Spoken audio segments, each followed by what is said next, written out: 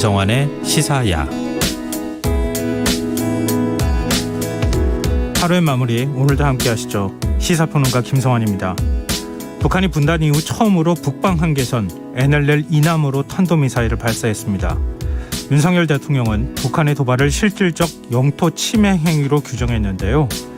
북한이 오전에 이어 오후까지 대규모 무력 시위에 나선 이유는 무엇인지 더 깊이 있게 들여다보는 인터뷰 시간에 전문가와 이야기 나눠보겠습니다.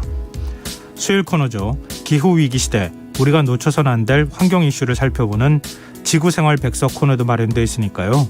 많은 관심 부탁드리겠습니다. 김성환의 시사에는 청취자 여러분들의 관심과 참여 기다립니다. 방송 내용과 관련해 의견 있으신 분들은 문자 보내주십시오. 당첨된 분들께는 모바일 쿠폰 보내드릴 텐데요. 참여하실 번호는 샵9730이고요. 짧은 문자는 50원, 긴 문자는 100원의 이용료가 부과됩니다. 콩 어플리케이션과 KBS 1라디오 유튜브 채널을 통해서도 저희 방송을 실시간으로 시청 또 참여하실 수 있습니다. KBS 1라디오 김성환의 시사야. 그럼 지금 시작하겠습니다.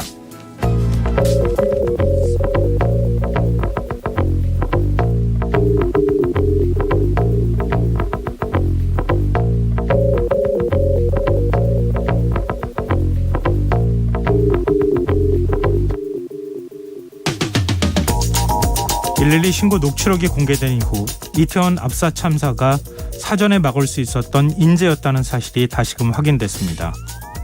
참사가 발생하기 4시간 전부터 압사 사고 나기 일보 직전이라는 시민들의 신고가 접수됐지만 경찰은 출동하지 않았는데요.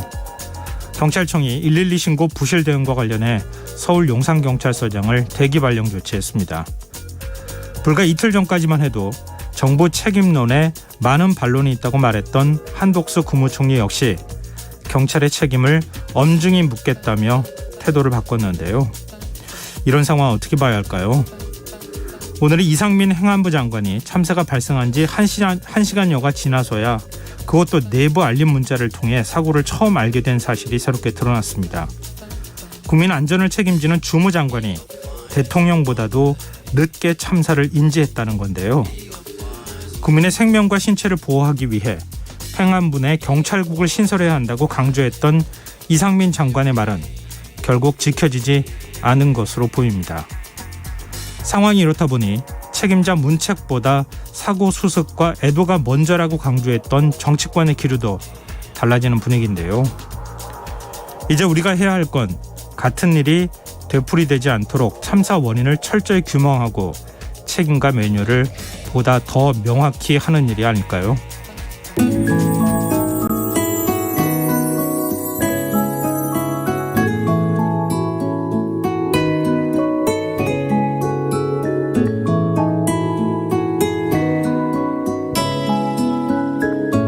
KBS 1라디오 김성환의 시사야.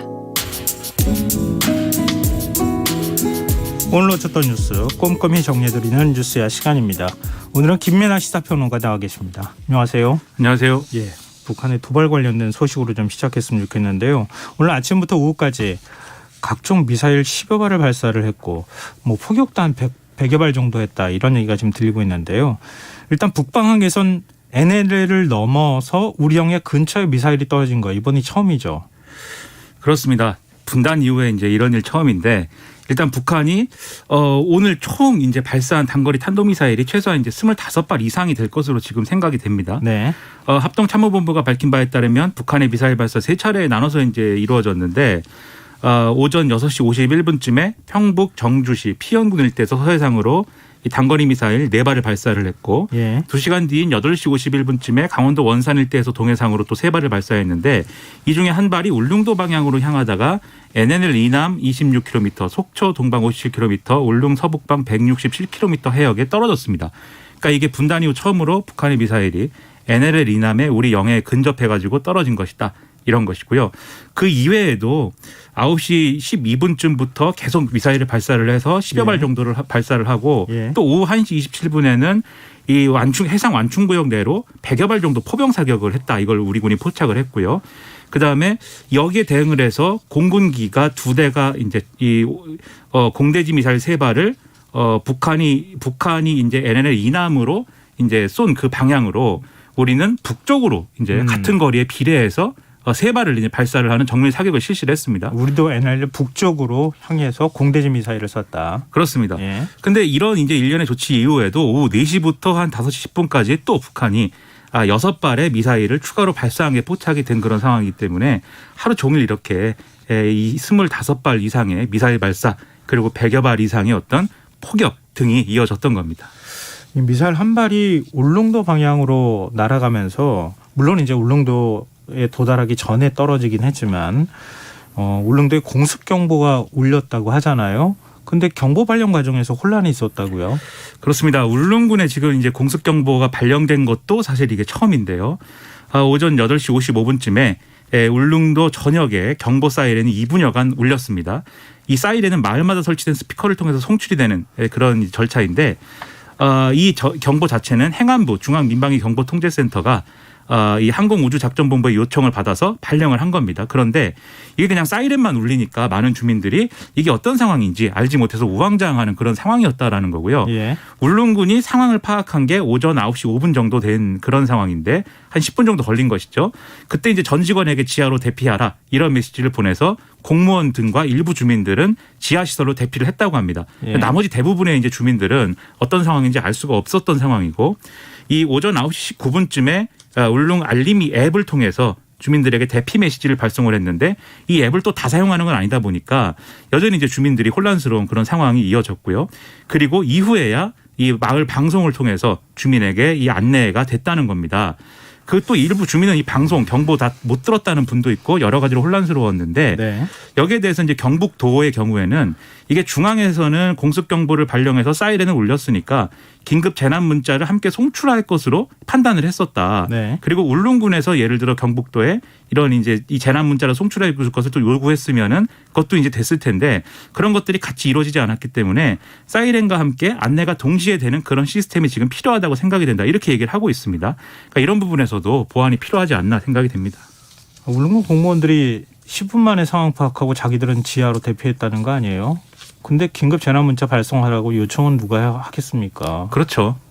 그러니까 이게 대피하라는 지시가 또 떨어지니까 대피를 한 거거든요. 또 공무원들은. 그러니까 이게 절차나 이런 것들이 공무원이 해야 될 것들을 먼저 뭘 해야 되는지 그리고 그와 동시에 어떤 것들이 이루어져야 되는지가 규정이 되고 그 이후에 이제 공무원들이 대피를 하는 이런 매뉴얼이 있어야 되는데. 주민을 먼저 대피시키고 공무원들이 대피를 해야죠. 공무원들이 먼저 대피하면 주민들은 어떻게 대피를 합니까? 그러니까 지금 화를 내시는 그 부분이 이제 매뉴얼이 있어야 되는데 그런 것들이 준비가 안 되니까 이런 어이없는 일이 또 발생을 합니다. 이게 만약에 정말 맞습니다. 이게 좀 상상하기도 싫은 일이지만 정말 이게 해상에 떨어지지 않았다면 어떤 상황이었을까. 그러니까요. 정말 이래서는 안 되는 거거든요. 이건 보완이 정말 절실히 필요해 보입니다. 이런 문제 있을 때마다 매뉴얼이 없어서 역할을 못했다고 얘기하는 거 언제까지 들어야 될지 모르겠는데요. 지난번에 강릉 쪽에서 우리 미사일 발사했을 때도 그때도 육지에 떨어졌을 때도 긴급 재난 문자 발송 안 했다고 하잖아요. 그렇습니다. 그 비판받았는데 이후에 왜 이런 일이 또 발생하는지 잘 모르겠습니다. 근데 윤석열 대통령은 북한의 도발을 실질적 영토 침해 행위라고 규정했어요. 그렇습니다. 윤석열 대통령이 페이스북에 이제 글을 올렸는데 우리의 국가 애도 기간 중에 자행된 북한의 도발 행위에 깊은 분노를 느낀다 이렇게 썼고 분단 후 처음으로 이 NLL을 침범해서 자행된 미사일 도발이자 실질적 영토 침해 행위이다. 이 북한의 도발을 이렇게 규정을 했습니다. 그러면서 이 북한의 어떠한 도발도 용납하지 않을 것이다. 모든 수단을 활용해서 단호하게 대응할 것이다 라고 썼고요. 우리 군은 북한의 추가적인 도발 가능성에 대해서 만반의 태세를 유지할 것을 당부한다라고도 썼습니다. 여야 모두 북한의 무력 도발을 규탄하고 나섰네요. 그렇습니다. 여야 이제 수석 대변인들이 논평을 냈는데 국민의힘의 경우에는 대한민국에 대한 직접적인 공격으로 간주할 수 있다. 무모한 도발에 상응하는 대가를 치를 것이다. 이를 강조를 했고 특히 이 추가 도발과 7차 핵실험 절대 용납할 수 없다. 만약에 사태가 발생할 경우에 한미연합군이 강력하고 단호하게 대응할 것이다. 이 북한은 이성을 되찾고 올바른 판단을 하길 바란다. 이렇게 이제 논평을 냈습니다. 민주당의 경우에는 공격 의도가 없는 연례적인 방어 훈련을 핑계로 이 도발을 했다는 점에서 명분이 없다. 이렇게 평가를 했고요. 끝없는 고립의 길로 들어가겠다는 것이 아니라면 군사 도발을 중단하고 재발 방지를 약속할 것을 강력히 요구한다라고 했는데 이 연례적인 방어 훈련이라는 게 이제 비질런트 스톰이라고 하는 지금 진행되는 한미연합 훈련을 얘기하는 거거든요. 네. 근데 어젯밤에 북한의 박정천이라는 인물이 여기 조선중앙통신을 통해서 이 비질런트 스톰이라는 이름에 스톰이 들어가는데 네. 이게 옛날에 이라크전에서 데저트 스톰이랑 비슷한 거다. 그러니까 북한을 겨냥한 훈련 아니냐 이러면서 이 핑계를 댔기 때문에 네네. 이 부분을 민주당은 이 비판을 한 것입니다. 그 사막의 폭풍이라고 하는 작전명이 그렇게 됐던 거잖아요. 그렇습니다.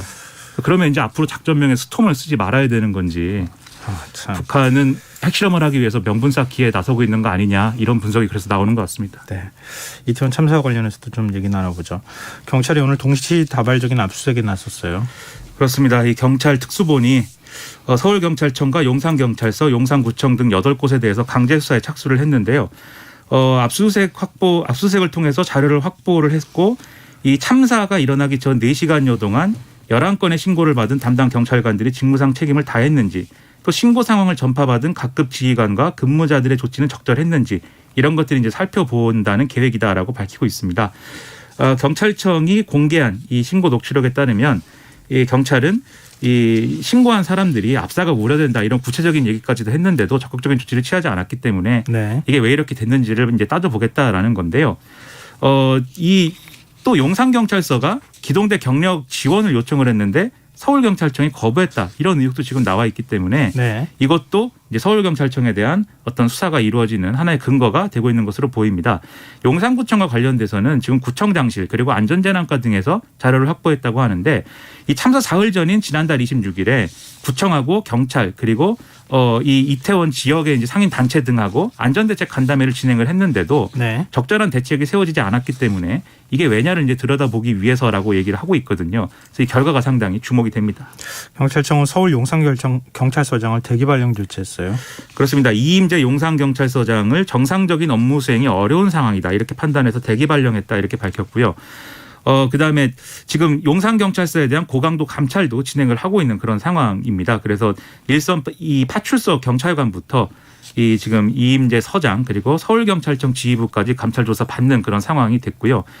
그리고 경찰청은 공석이 된 이 용산경찰서장 자리에 임현규 경찰청 재정 담당관을 발령을 했습니다. 한덕수 국무총리는 112 신고 녹취록이 공개된 것과 관련해서 책임을 엄중히 묻겠다 이런 입장을 밝혔어요.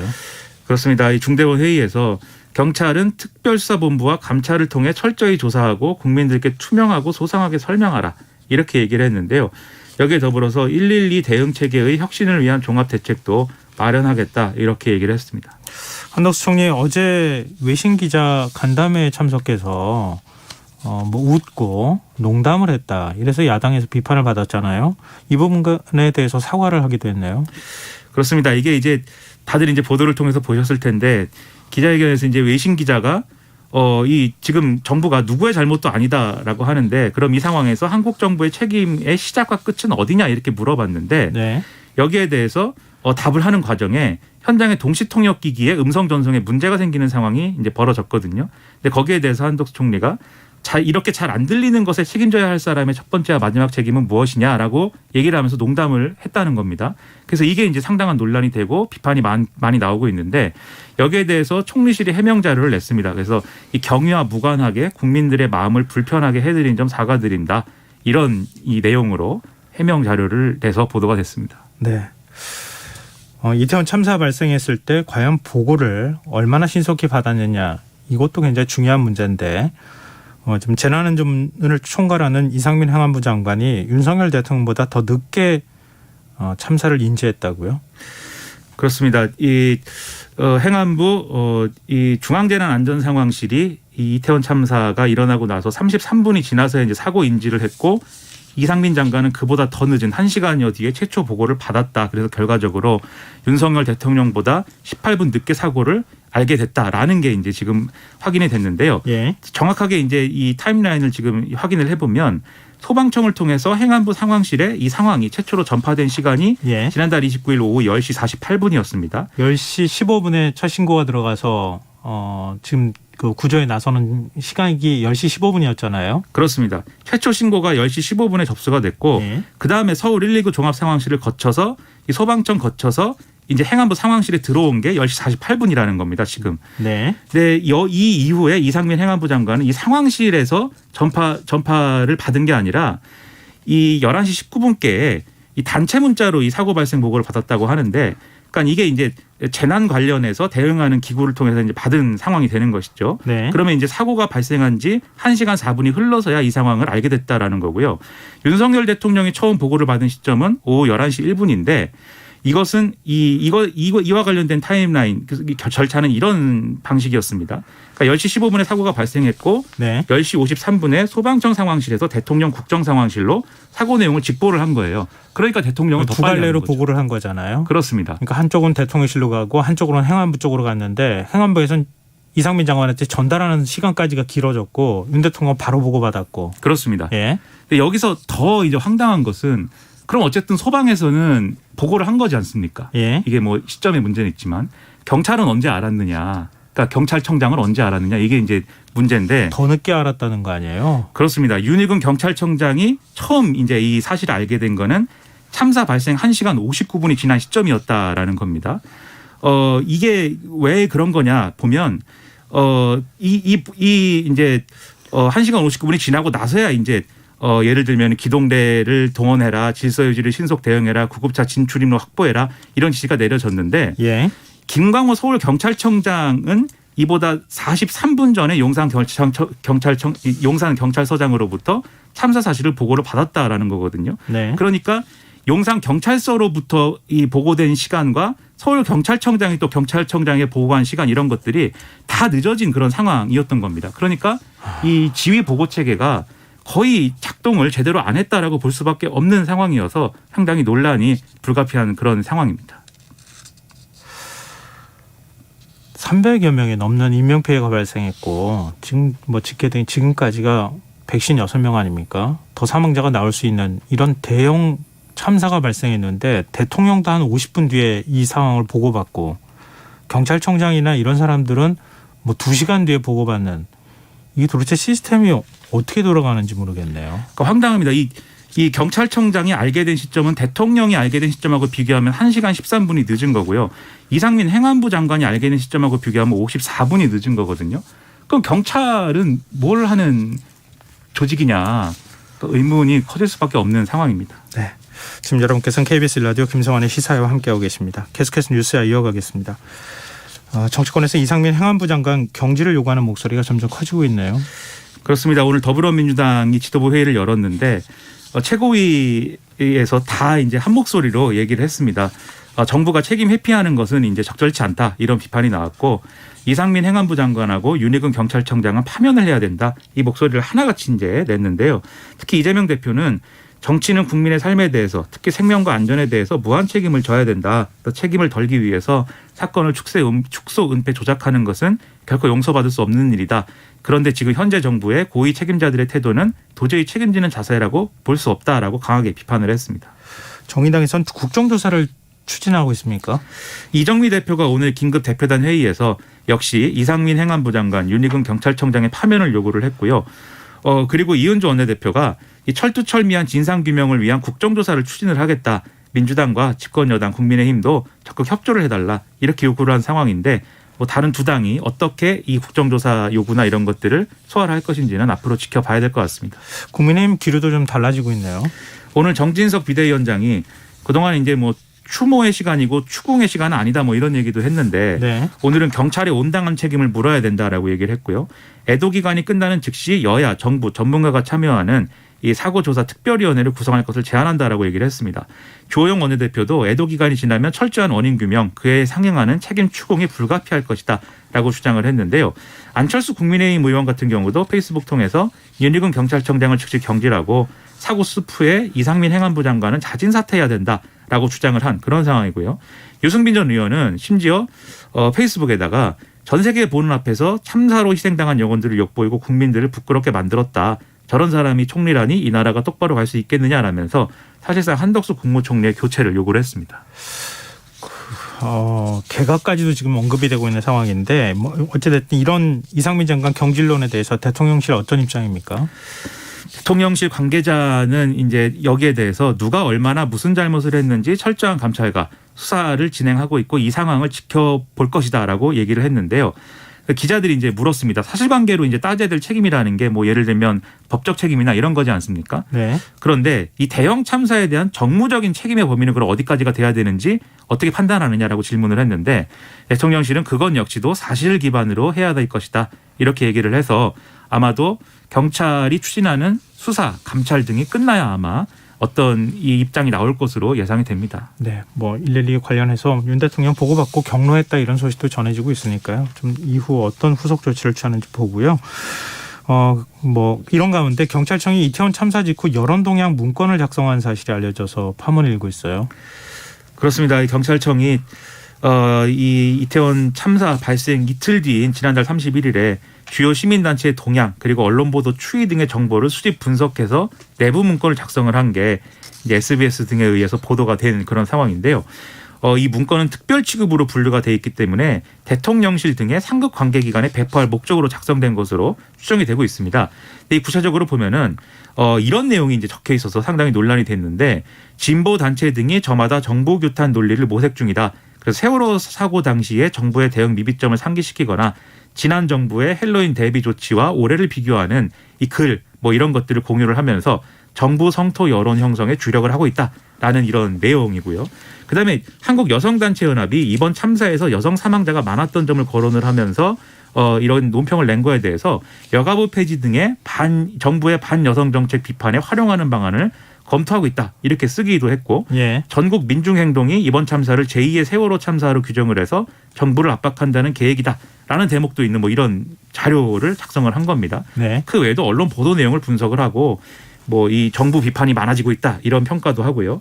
그다음에 이번 사태에 대해서 지금 장례비, 치료비, 보상금 관련한 갈등 관리가 필요하다라면서 이 국민들의 성금을 이제 좀 모으자 뭐 이런 제안도 하는 뭐 이런 내용이어서 상당히 논란이 많이 되고 있습니다. 문건에 등장하는 시민단체가 입장을 냈네요. 이 여성연합의 경우에는 경찰청이 마치 내부 관계자하고 접촉을 해서 정보를 알아낸 것처럼 보고서를 작성을 했는데 경찰과 접촉한 사실이 없고 이런 내용을 검토한 적도 없다. 이렇게 주장을 했습니다. 그러니까 이번 참사를 정치적으로 이 단체가 이용하려는 것처럼 사실을 왜곡하면서 악의적 프레임을 씌웠다라는 건데요. 그러면 결국 이게 치안정보 수집을 빌미로 정보경찰이 민간인을 광범위하게 사찰한 거 아니냐. 이건 위법하다라는 게 이 단체의 주장입니다. 네, 정치권 반응은 어떻습니까? 더불어민주당은 이를 정치 사찰로 규정을 하고 있고요. 예. 이 조사를 당 차원에서 진행하겠다라고 얘기를 하고 있고요. 그다음에 안철수 국민의힘 의원도 이 부분을 지적을 하고 있습니다. 보도를 보면 일부 시민단체가 내부 회의를 통해 대응 계획을 논의 중이라는 사실까지 적었는데 사실상 사찰로 볼 수도 있는 일이다라고 페이스북에 적은 겁니다. 그리고 오늘 국회 인권위원회 국정감사에서는 이태원 참사에 대한 정부의 공식 표현 두고 여야 간 공방이 벌어졌네요. 그렇습니다. 행안부가 이제 이태원 사고 관련 지역 단위 합동분향소 설치 협조 공문에서 이 용어를 이태원 사고 사망자로 통일해라 이렇게 이제 한 거에 대해서 논란이 된 것인데 야당은 참사 희생자라는 표현을 써야 된다라면서 정부 방침을 비판을 했는데요. 여당은 이것은 가치 중립적인 법률 용어를 쓴 것에 불과하다라고 반박을 하는 그런 상황이 이어졌습니다. 그리고 송두환 인권위원장 같은 경우에는 분향소 명칭은 변경을 해라 이렇게 야당 의원들이 요구한 거에 대해서 내부 논의를 하겠다라고 이제 답을 했고요. 예. 그다음에 이 참사와 관련된 인권위 차원의 입장 표명이 필요하지 않느냐라는 것에 대해서는 시기를 놓치지 않고 적절한 권고 또는 의견 표명을 하겠다라고 얘기를 했습니다. 네, 알겠습니다. 오늘 뉴스 여기까지 하겠습니다. 지금까지 김민아 시사평론가였습니다. 고맙습니다. 고맙습니다.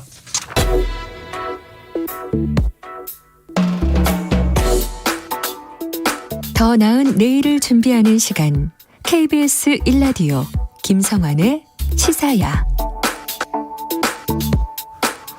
오늘 하루 북한이 무려 5차례 걸쳐서 도발을 이어갔습니다. 오전에 발사한 미사일 가운데 한 발은 분단 이래 처음으로 동해 NLL 이남 지역에 떨어져 공습경보가 발령되는 일도 있었는데요. 북한이 이렇게 이례적 도발에 나선 배경은 무엇인지 홍민통일연구원 북한연구실장 연결해서 자세히 얘기 나눠보도록 하겠습니다. 시장님 안녕하십니까? 예, 안녕하세요. 네, 오늘 뭐 미사일을 25발을 쐈다더라, 뭐 포격을 100여 발 했다, 뭐 여러 가지 지금 상황들이 계속 속속 전해지고 있는 상황인데요. 네네. 일단 오늘 도발을 감행한 북한이 어떤 형태의 도발을 감행했는지 설명을 좀 부탁드립니다. 예, 오늘 아침 6시 51분부터 시작을 했는데요. 네. 일단 서해상에서 단거리 4발을 발사했습니다. 예. 평북 일대인데요. 이제 북측에서 위쪽에 있죠.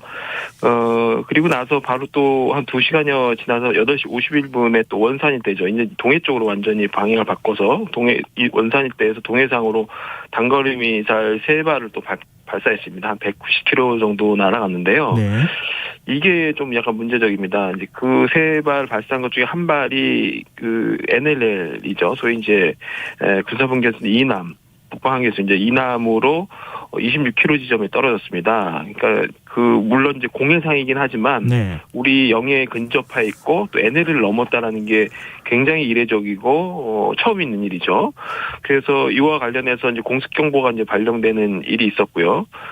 또 한편 이제 그 1시간 정도 한 20여 분 정도 이제 지난 다음에 또 다시 9시 12분에 이번에 다시 서해와 동해 동시적으로 서해상에서 지대공 미사일, 또 단거리 미사일 한 10여 발 정도를 또 발사했습니다. 또 동해상 역시 함남 쪽에서 또 발사가 있었습니다. 거의 동시다발적으로 서해와 동해를 이제 오가면서 네. 양쪽 모두에서 이제 오전 내내 이제 미사일 발사가 이루어졌고요. 또 오후에 들어서는 그 미사일은 아니지만 100여 발 가까운 포사격을 강원도 고성 일대에서 동해상으로 이제 쏘게 됩니다. 근데 이 발사한 100여 발의 포사격의 탄착 지점이 동해상의 NLL 완충구역입니다. 네. 이 완충구역은 이제 뭐 다 아시겠지만 9.19 군사합의에 따라서 서로 이제 군사분계선을 중심으로 해서 각각 40km 지점들을 위아래로 완충구역을 설정해 놨습니다. 그래서 이곳에서는 훈련이라든가 일정의 어떤 군사적인 행동을 하지 않도록 약속이 돼 있는데 예. 사실상 이제 그걸 어기고 이 완충구역에 100여 발의 포사격의 탄착이 이루어진 것으로 이제 지금 저기 발표가 났고요. 예. 또 그 이후에도 이제 오후 들어서 그 4시 30분, 5시 10분 사이에 이번에도 동서해에서 양쪽 모두 지대공 미사일을 한 6발 정도를 또 발사하는, 그래서 오전 오후 계속적으로 미사일과 포사격 그리고 지대공 미사일을 계속적으로 이제 순차적으로 발사한 것이죠. 이렇게 그 많은 미사일을 발사하고 포격까지 하는 이런 전례가 있습니까? 예, 물론 이 숫자상으로 본다면 이게 가장 많다라고 보기는 어렵습니다. 왜냐하면 지금 25발의 그러니까 포사격을 제외하면 25발 정도의 미사일을 하루에 이제 쏜 건데요. 물론 이 미사일에는 그냥 지대지 미사일과 그다음에 지대공 미사일이 다 포함되는 상황입니다. 네. 유사한 경우가 이제 2014년에 있었습니다. 2014년에 3, 4월에 걸쳐서 한미연합훈련이 있었는데요. 그 당시에는 이제 키 리졸브 4 이글 형식으로 이제 이루어졌죠. 이 시기에 하루 최다 30발을 쏜 경우가 있습니다. 이제 프로그 미사일인데 소련제 미사일 굉장히 오래된 미사일이죠. 네. 이 프로그 미사일을 하루 최다 30발을 쏜 적이 있고 이 시기에 이 한미연합훈련 기간에만 총 82발을 동해상으로 단거리급 미사일을 쏜 적이 있습니다. 그러니까 프로급 미사일인데 예. 그리고 또 동시에 해안포를 500발을 서해적으로 쏜 적이 있습니다. 이 당시가 이제 굉장히 숫자상으로는 상당히 많다고 볼 수 있고, 다만 이제 이번에 쏜 거는 그거보다는 숫자상으로는 못 미치지만 네. 쏜 미사일의 이제 수준이 과거 낙후한 프로그 미사일보다는 한층 강화된 그 미사일이기 때문에 네. 위협도는 상당 부분 높아졌다, 이렇게 볼 수 있을 것 같습니다. 지금 이제 앞서도 설명하셨지만 NLL 완충구역에도 떨어지기도 했고, 그 다음에 울릉도를 마치 겨냥하는 듯한, 근데 이제 네. 거리는 짧게 나오는 이런 미사일을 발사하기도 했었는데요. 이게 다 네네. 정교하게 계산한 거라고 봐야 되겠죠. 추가 분석이 좀 필요한 부분이 있습니다. 일단 우리 군에서 발표한 부분은 네. 울릉도 쪽으로 발사된 한 발이 발사 궤적으로 보면은 발사 지점에서 울릉도까지 일직선이 아니다라고 얘기를 하고 있거든요. 나머지 이제 2발은 일직선상으로 울릉도가 아닌 쪽으로 날아가는데 예. 그런 측면에서 봤을 때 이제 추가 조사에 따라서 이게 오발 형식으로 다른 쪽으로 방향을 잘못 틀어서 날아간 것인지 네. 아니면 의도적으로 그쪽을 겨냥하고 쏜 것인지는 좀 추가 조사가 좀 필요하다라는 것이 이제 지금 군 당국의 입장으로 보여집니다. 북한이 이렇게 대규모 도발을 하는 것, 그 배경을 어떻게 분석하면 알 수 있을까요? 예, 뭐 그거는 오늘 새벽이었죠. 박정천 당 비서가 담화를 냈고요. 또 그 전에 이제 바로 북한의 외무성 대변인 담화가 또 있었는데 그 두 담화의 그 내용을 보면은 여실히 왜 이것을 했는지를 일단 암시적으로 공개적으로 얘기를 하고 있습니다. 네. 우선 그 비질런트 스톰이라고 소위 지금 한미의 대규모 연합 공중훈련이 10월 30일부터 지금 시작이 됐고, 이번 주 11월 4일에 이제 끝나게 돼 있습니다.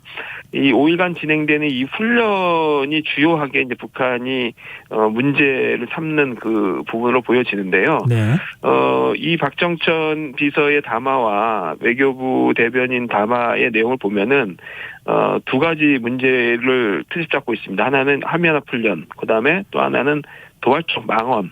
이 두 가지를 지금 문제를 삼고 있는데, 네. 이제 이 박정천과 외교부 담화를 보면은, 4월부터, 올해 4월부터 연합지휘소 훈련, 또 8월에 을지 프리덤 쉴드, 그 다음에 9월, 10월에 핵 항모가 동원된 대규모 연합 해상 훈련, 그리고 지금 이번에 사상 최대 규모의 연합 공중 훈련. 이게 연속적으로 지금 이루어지고 있고, 이게 미국이 북한을 겨냥해서 하려고 하는 핵전쟁의 어떤 각본이다라고 이제 지금 보고 있거든요. 그래서 이것을 굉장히 엄중한 사태라고 이제 표현을 한 것입니다. 그래서 네. 일단 북한의 이런 이제 말만 일단 본다면은 직접적인 원인은 연쇄적으로 지금 이루어진 이 대규모 한미 연합 훈련, 그리고 지금 현재 진행 중인 비질런트 스톰이라고 하는 대규모 연합 공중 훈련이 주요하게 이제 북한이 지금 문제 삼고 있는 내용으로 보여지고요. 또 하나 이제 도발적 망언이라고 얘기 든 부분은 바로 요 시기와 겹쳐서 최근에 이제 미국이 NPR 소위 핵태세 검토 보고서를 공개를 했는데, 네. 그 핵태세 검토 보고서에 소위 말해서 북한의 정권 종말에 대해서 이제 표현한 부분이 있습니다. 물론 이제 이게 이번 NPR에만 들어간 것이 아니라 과거의 NPR에도 유사한 방식의 문구가 들어가 있는데, 어쨌든 북한이 핵을 가지고 뭔가 할 경우에는 북한이 정권이 종말을 맞을 것이다라는 이제 표현이 들어가 있는 것을 문제 삼아서, 네. 이것이 곧 북한을 겨냥해서 목표하고 있는 미국이 어떤 그런 자신을 핵으로 전멸시키겠다는 의도다라고 이제 보고 있고, 또 이 정권 종말 부분에 대해서 한국이 마치 거기에 거드는 듯한 발언을 한 것에 대해서 문제를 이제 삼은 것이죠. 그래서 사실 표면적으로는 이런 이유고, 또 이제 내부적으로 좀 기술적으로 본다면은 네. 이번 그 공중연합훈련에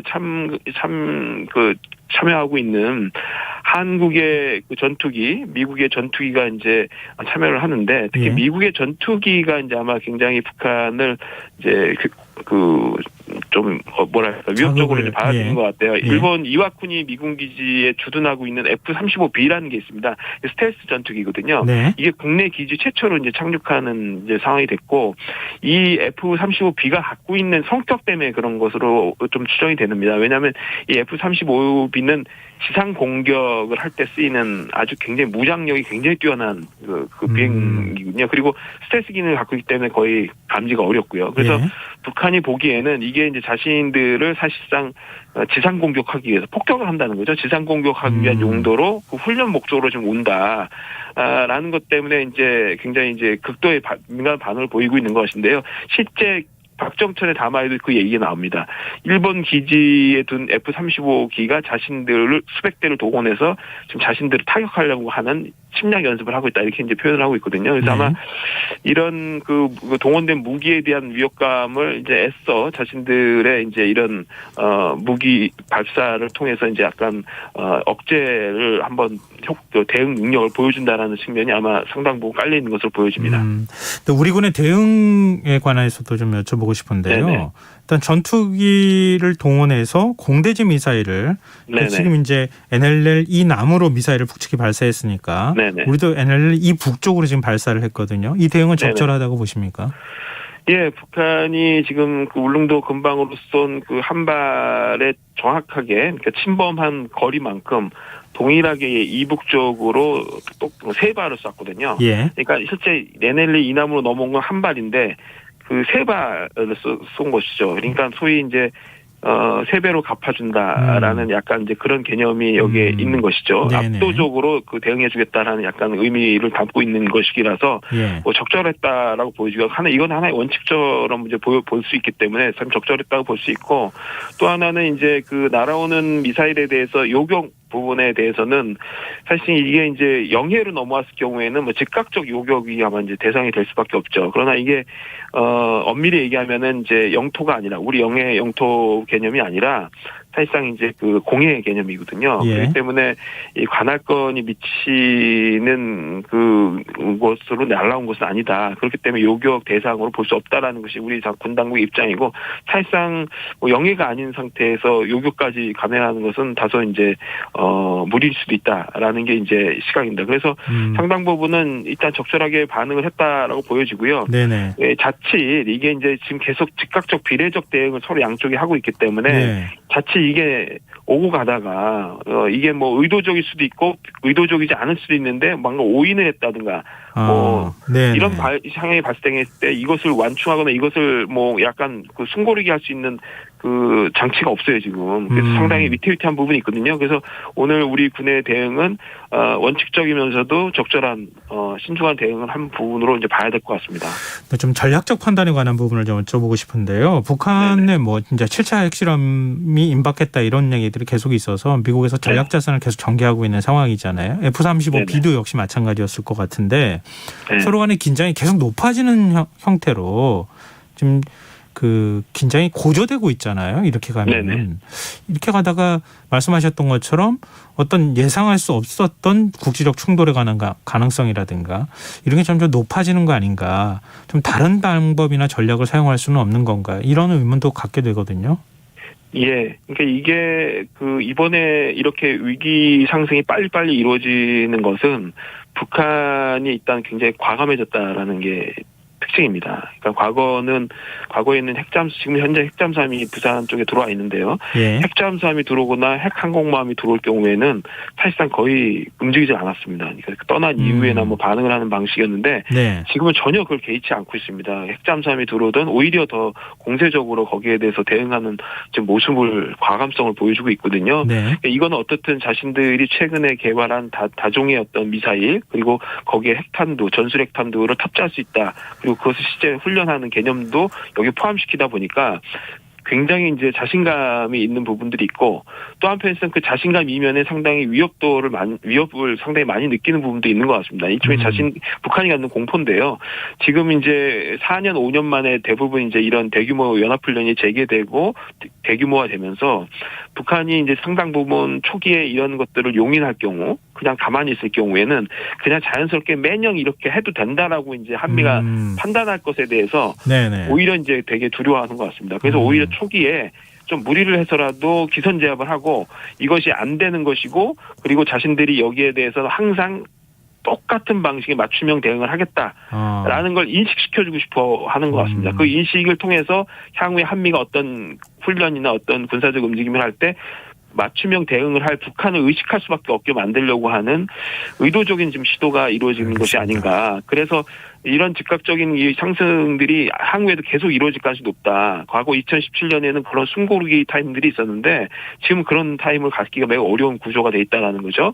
그래서 어쨌든 우리는 억지 차원에서 북한의 발사에 대해서는 어떻든 원칙적인 대응을 하되 이런 그 대응만을 부분만 계속 그것을 강조하기보다는 네네. 또 한편에서는 어떻든 이런 군사적인 어떤 위험 문제에 대한 대화 요구를 끊임없이 알겠습니다. 또 줘야 되는 부분이 있다. 그래서 좀 더 균형 있는 이제 그 북한 접근이 필요한 부분도 있다라고 보여집니다. 네, 알겠습니다. 오늘 말씀 여기까지 듣겠습니다. 고맙습니다. 예, 감사합니다. 네, 지금까지 홍민통일연구원 북한연구실장이었습니다.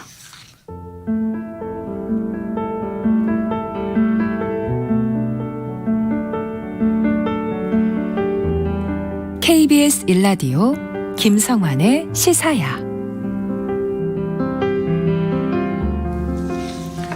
온실가스 감축의 필요성 모두가 인식하고 있지만 정책 우선순위에 있어서는 자꾸만 뒤로 밀리는 느낌을 지울 수가 없는데요.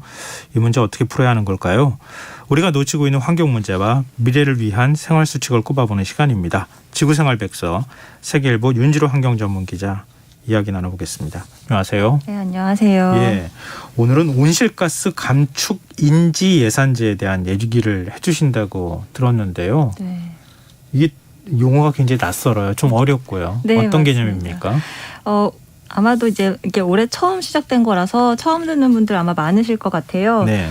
온실가스 감축까지는 머리머리 아니니까 아실 텐데 이제 인지예산제 이게 뭔가 싶으실 네. 텐데요. 말 그대로 뭔가를 인지해서 예산에 반영한다 이런 뜻이에요. 예. 그 이제 우리나라 예산에서 이렇게 인지 예산이란 단어가 붙은 걸로는 이제 성인지 예산이라는 게 있습니다. 네. 이거는 이제 올해 벌써 14년 차에 접어들어서 아마 한 번쯤 들어봤다 싶으신 분들이 있을 것 같아서 네. 먼저 요거부터 잠깐만 간략히 설명을 드리면 이제 정부가 예산을 짤 때 각 사업이 성평등을 반영할 수 있도록 미리 좀 잘 판단하도록 한 제도예요.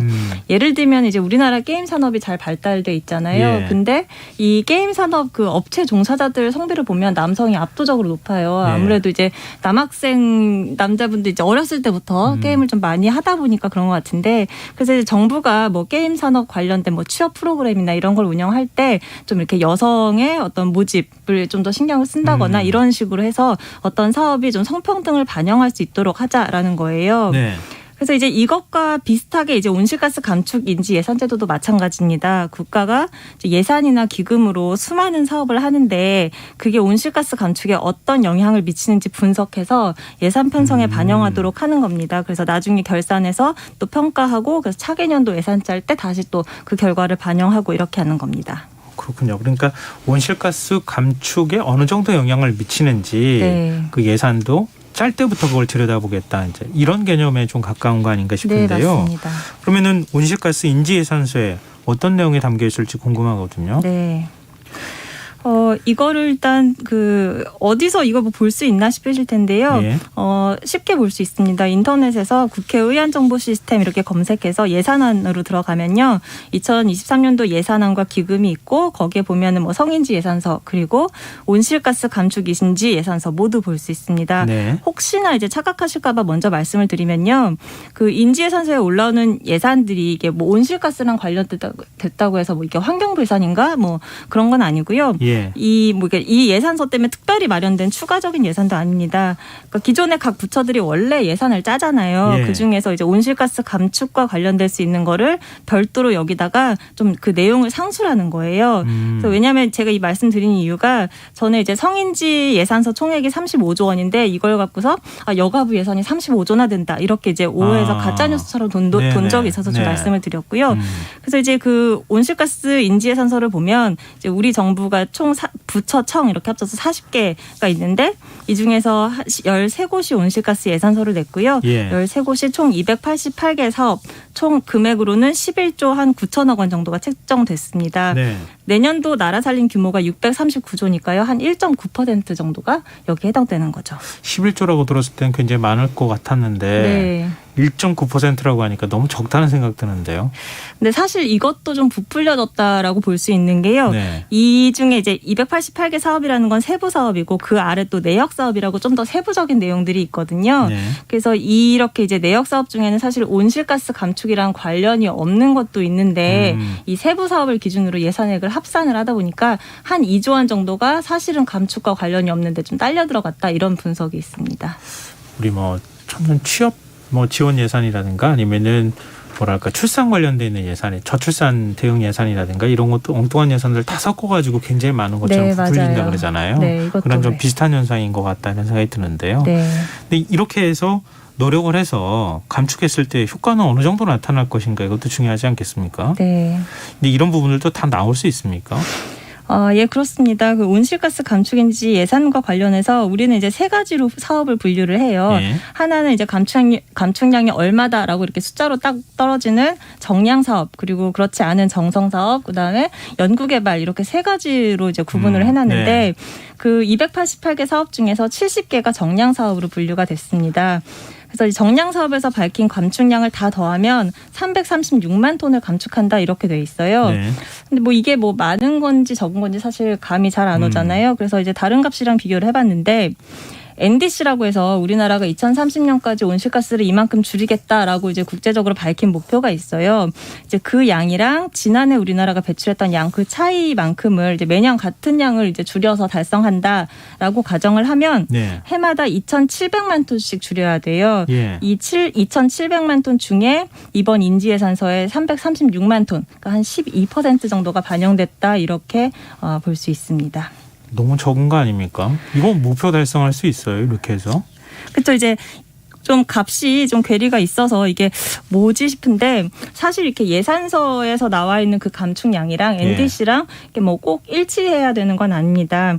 이렇게 말씀드린 데는 좀 두 가지 이유가 있는데요. 네. 제일 주된 이유를 꼽자면 온실가스 감축이라는 걸 100% 나라 돈으로만 하는 건 아니잖아요. 뭐 예를 들어서 기업의 자발적인 뭐 노력이나 이런 것도 있을 수 있잖아요. 네, 그렇죠. 뭐 네. 건물에 뭐 단열을 높여서 뭐 제로 에너지 빌딩을 만든다라고 할 때 굳이 뭐 정부가 안 해도 민간 사업자가 민간 자본으로 할 수도 있는 거니까 예. 이제 꼭 이제 그런 이유도 있는 거고요.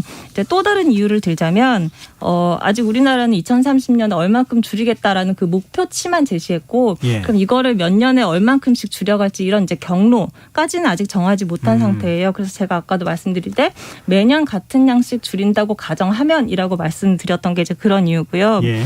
그래서 아무튼 이제 이런 감축 경로가 나와줘야 그에 맞게 정부가 좀 더 이제 구체적으로 계획을 짤 텐데 그런 게 이제 없으니까 아마 미반영된 것도 있지 않을까 싶습니다. 근데 이제 네네. 이런 부분을 감안하고서 예산서를 들여다봐도 사실 아쉬운 부분이 좀 있어요. 예. 지난해 제일 많이 깎인 그 사업을 보면 노후 공공 임대주택 리모델링이라고 해서 취약계층이 거주하는 그 노후 공공 임대주택을 이제 뭐 단열을 강화하고 보일러를 좀 효율이 높은 걸로 바꾸고 하는 네네. 그런 이제 취약계층 대상 사업이 있거든요. 근데 예. 그 예산이 반토막이 났어요. 네, 그리고 이제 또 비슷한 사업으로 공공건축물 그린 리모델링 사업이라고 해서 이것도 역시 취약계층이 자주 찾는 공공건물을 대상으로 그 비슷한 이제 사업을 하는 건데요. 네. 이것도 15% 줄였습니다. 네, 그리고 이제 이번 정부가 아무래도 원전 쪽에 힘을 많이 네네. 쏟다 보니까 재생에너지가 위축되는 거 아니야? 뭐 이런 우려가 있는데 요번 이제 예산서를 보면 뭐 신재생에너지 금융지원 사업, 신재생에너지 무슨 확대 기반 조성 사업 뭐 등등 신재생에너지라는 이름이 붙어 있는 것 중에 상당 부분이 또 많이 감축이 됐고요. 예. 네, 그리고 이제 어떤 거는 이제 사업이 너무 목표치가 낮아서 이게 과연 정부 사업이 맞나? 뭔가 읍이나 면 단위에서 할 법한 그런 사업처럼 보이는 게 있는데 대표적인 게 이제 농림부의 자발적 온실가스 감축 사업이라는 게 있습니다. 이게 농민이 뭔가 저탄소 농업 기술을 적용해서 온실가스를 줄이면 톤당 10,000원의 인센티브를 주는 사업인데요. 네. 이게 이제 내년에 목표로 잡은 그 인증 실적이 75건입니다. 너무 적은데요. 네, 그래서 이제 사실은 이 미국의 인플레이션 감축법 있잖아요. IRA. 그게 한국에서는 뭔가 전기차 쪽 내용만 좀 많이 알려져 있는데 사실 여기에 보면 농업의 탄소 중립에 관한 내용도 굉장히 많이 포함이 돼 있어요. 예를 들면 한 200억 달러 정도가 그렇게 우리 아까 제가 말씀드린 자발적 온실가스 감축 사업처럼 농민이 감축량을 줄이면 뭐 거기에 인센티브를 준다든가 하는 내용이 들어가 있습니다. 네. 뭐 이렇게 콕콕 집어서 말씀하시니까 이 내용이 이게 맞는 건가 이런 생각을 좀 하게 되는데요. 근데 지금 이거는 감축에 관한 내용이고 역으로 정부가 하는 사업 중에서 온실가스를 늘리는 쪽의 사업들도 있지 않겠어요? 네. 그거는 여기에 반영이 안 돼 있을 것 같은데요. 네, 맞습니다. 포함되어 있지 않습니다. 이게 그 말 그대로 온실가스 감축 인지잖아요. 즉 감축을 인지한다라는 거라서 말씀 주신 것처럼 뭐 대규모 토목 공사를 한다든가 공항을 네. 짓는다든가 이렇게 뭔가 온실가스를 늘릴 그럴 요인이 충분한 그런 사업들은 모두 빠져 있습니다. 원래 이제 제도 도입 초기에는 당연히 감축 증가 다 다뤄야 되는 게 아니냐 이런 논의가 꽤 있었다고 하는데 네. 어쨌든 결과적으로 다 빠졌고요. 또 이제 우리 지금 이 예산서에는 예산과 기금 이렇게만 딱 들어가 있어가지고 이제 뭐 비과세라든가 감면 이런 조세 관련된 항목이 모두 빠진 것도 조금 아쉬운 부분입니다. 다른 나라는 어떤지도 궁금한데요. 온실가스 감축인지 예상제를 운영하는 나라가 뭐 많습니까? 네, 최근 들어서 좀 많이 늘어나고 있는 추세예요. 예. 근데 이제 온실가스 감축인지 예산제라는 게 뭐 나라별로 이렇게 정해져 있는 틀이 있는 건 아니고 굉장히 여러 가지 유형이 있다고 합니다. 그 중에서 이제 태깅이라고 해서 꼬리표를 다는 그런 방식이 있는데요. 이렇게 하면 이제 아까 이제 말씀하신 것처럼 온실가스를 줄이는 것뿐만이 아니라 늘리는 사업에 대해서도 꼬리표를 다는 거예요. 예. 이걸 이제 제일 잘하는 나라가 프랑스가 꼽히는데요. 네. 프랑스는 뭐 탄소 배출뿐만이 아니라 물이나 폐기물 등등에서 6가지 부문을 놓고서 평가를 해서 환경에 긍정적이다라고 하면 녹색, 부정적이면 갈색, 그다음에 그게 혼합되어 있는 거, 그리고 또 환경과 별 관련이 없는 회색, 이렇게 4가지 꼬리표를 답니다. 이건 이제 정부의 전체 예산을 놓고서 평가를 이렇게 하고요. 네. 그리고 또 예산이나 기금뿐만이 아니라 비과세, 감면 뭐 이런 대상함까지 다 살펴봅니다.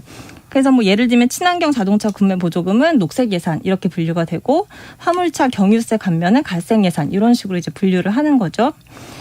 이런 제도를 두는 이제 궁극적인 목표가 환경의 주류화를 하자는 거거든요. 그러니까 네. 사실 아까 처음에 말씀하신 것처럼 환경이란 문제를 사실 다들 그냥 잊고 넘어가기가 쉽잖아요. 그러니까 이렇게 일일이 사업에다가 꼬리표를 달아서 다 이건 늘리는 거야, 이건 줄이는 거야, 이렇게 계속 인지를 하도록 하자는 취지이기 때문에 네. 사실 이렇게 이제 온실가스를 우리나라처럼 줄이는 것뿐만이 아니라 늘리는 것까지 포함해야 좀 취지에 맞지 않나 이렇게 생각을 합니다.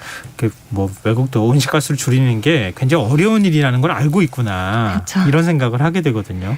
어쨌든 경제하고 환경 문제를 같이 좀 좋아하는 게 필요할 것 같아요.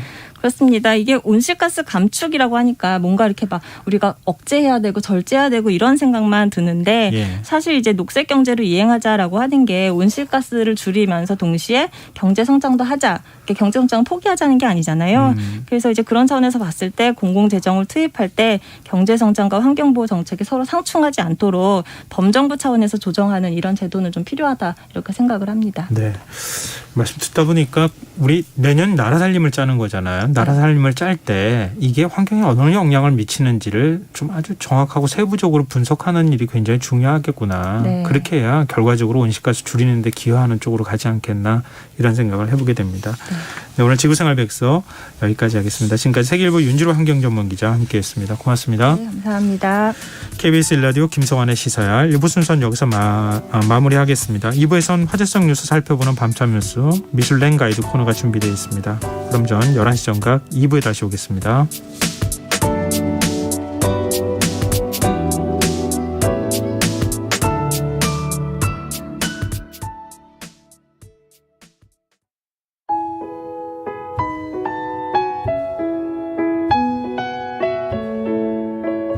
경제적인 어려움에 처한 위기 가정들이 늘고 있습니다. 복지 사각지대에 처해 있는 가정들을 미리 찾아서 지원하고 위기로부터 구하는 일이 시급한데요. KBS 강태원 복지재단은 전국의 복지관과 연대해 복지 사각지대에 있는 위기 가정들을 찾아서 지원하는 운동을 시작합니다. 생활고로 인해 소중한 생명과 가정이 파탄나는 비극이 다시는 일어나지 않도록 이 일에 함께해 주십시오. 지역 복지 전문가로서 누구보다 위기 가정을 잘 찾아낼 수 있는 복지관과 관계자 여러분들의 많은 참여를 기다리고 있습니다. 지금 바로 KBS 강태원 복지재단 홈페이지에서 신청해 주세요. KBS 강태원 복지재단.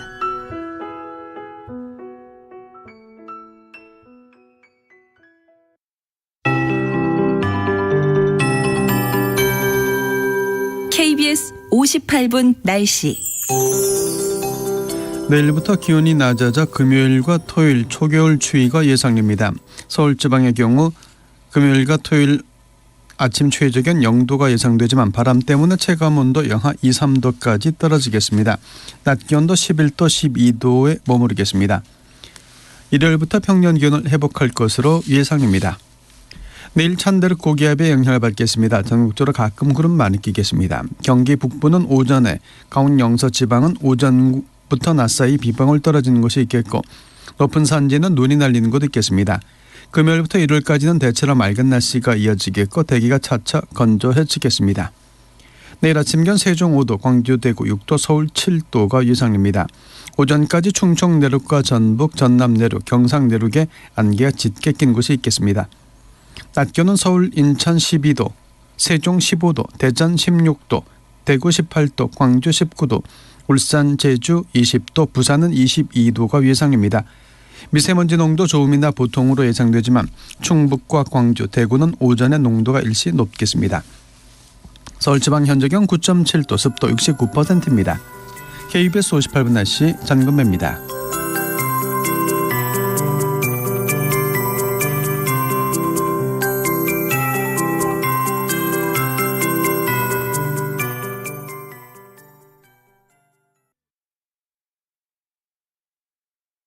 정성을 다하는 국민의 방송 KBS가 11시를 알려드립니다.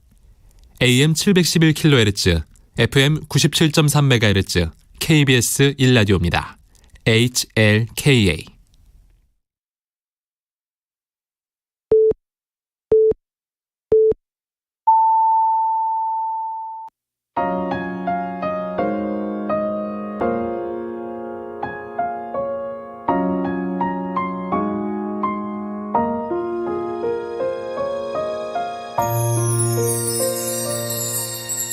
김성환의 시사야.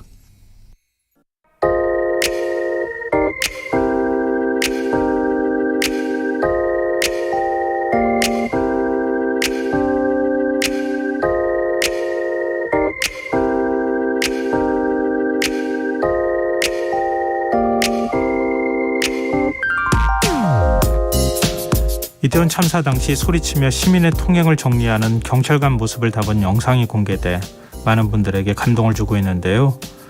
오늘 이 주인공인 김백겸 경사를 인터뷰한 기사를 발견하고 마음이 잠시 먹먹해졌습니다. 며칠 전 참사 당시 현장에 출동했던 구조대원이 울면서 심폐소생술을 했다는 기사를 읽었기에 더 가슴이 미어졌는지 모르겠습니다. 인터뷰 속 김 경사는 시민을 도운 영웅의 모습이 아니었습니다. 사고 현장을 설명하다 감정이 북받친 듯 한동안 말을 잇지 못했고 연신 더 많은 사람들을 살리지 못해 한스럽다, 죄송하다, 미안하다 이런 말을 반복하고 있었습니다. 하지만 이런 트라우마는 다만 김경사만 겪는 일은 아니었습니다. 참사 현장에 출동한 이태원 119 안전센터 직원들도 갑자기 호흡이 가빠지거나 밥생각이 없어지고 무기력한 증상을 보이고 있다고 합니다. 현장 통제와 구급 활동을 함께한 경찰관들의 상황도 다르지 않았습니다. 이태원지구 소속 한 경찰관 중에는 정신적 충격을 견디지 못하고 그저 울고 있는 경우도 있다고 합니다. 이처럼 대형 재난의 충격은 유족과 생존자, 일반 국민만 느낀 게 아니라 구조 현장에서 땀을 흘렸던 소방관과 구조대원, 경찰관도 예외는 아닌데요. 앞서 소개해드린 김백겸 경사의 주변 동료들과 아내는 김 경사에게 너는 최선을 다했다고 위로하며 그를 안아주거나 다독여 준다고 하는데요. 김 경사는 지금은 위로가 되지 않는다고 말하고 있지만 위로와 격려의 말들이 쌓이고 또 쌓이면 분명 정신적 트라우마를 극복하는 데 큰 힘이 되리라 생각합니다. 중요한 것은 우리 사회의 따뜻한 관심과 애정, 공감이겠죠. 지금까지 오늘의 발견이었습니다.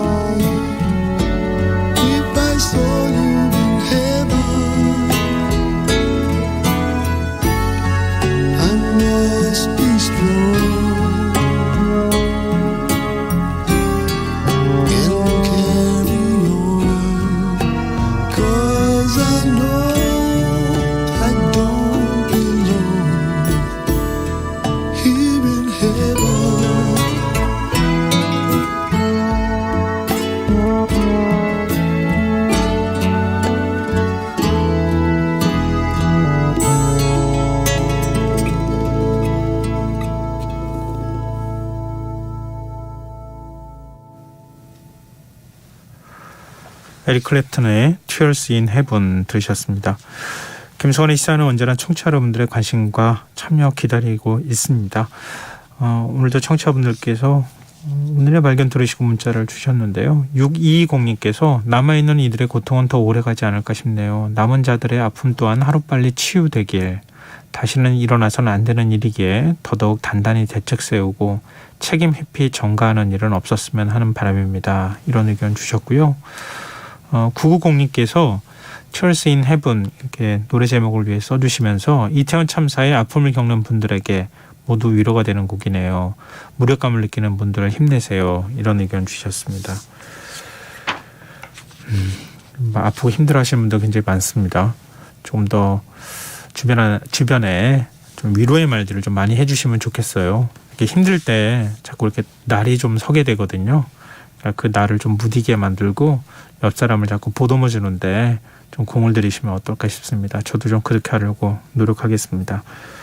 네, 문자 보내주셔서 정말 감사드립니다. 계속해서 문자 주시고요. 추첨해서 당첨된 분들께 모바일 쿠폰 선물로 드리겠습니다. 참여하실 문자 번호는 샵9730이고요. 짧은 문자는 50원, 긴 문자는 100원의 정보 이용료가 부과됩니다. 콩 게시판 KBS 1라디오 유튜브 채널을 통해서도 무료로 참여하실 수 있습니다. KBS 1라디오 김성환의 시사회와 함께하고 계신 지금 시각은 11시 8분입니다.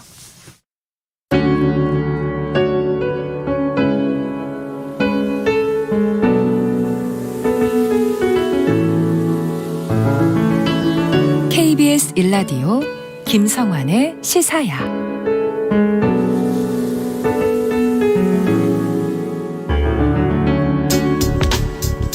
반찬뉴스 시간 이현경 뉴스캐스터와 함께하겠습니다. 안녕하세요. 네, 안녕하세요. 이태원 대규모 압사 참사 발생 어느덧 닷새째를 지금 맞고 있는데요.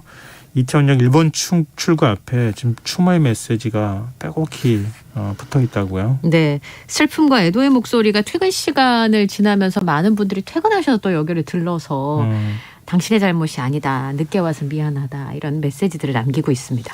지금 이태원역 1번 출구 앞에는 조화 수만송이와 고인들이 평소에 즐기던 음식이나 술처럼 아주 빼곡히 무언가들이 많이 놓여 있어서 발 디딜 틈이 없다고 해요. 그리고 시민들이 손으로 쓴 그 포스트잇 메시지가 수백 장을 뒤덮고 있다고 하는데요. 네. 형태와 방식은 다 제각각이지만 그 애도의 마음은 다 같은 게 아닌가, 그런 생각이 드는데요. 포스트잇에 적혀져 있는 추모 메시지에는 꽃다운 나이에 목숨을 잃은 젊은이들을 안타까워하고 영면을 기원하는 그런 내용이 대부분을 담고 있습니다. 특히나 참사 당시 현장에 있었지만 구조 활동에 참여하지 못한 죄책감을 담아서 죄송하다라고 쓴 메시지도 눈에 띄고요. 특히나 이번 참사로 외국인들도 적지 않게 목숨을 잃었잖아요. 예. 그러다 보니까 외국인 동료들의 이름을 적어서 쓰거나 추모하는 메시지들도 있었습니다.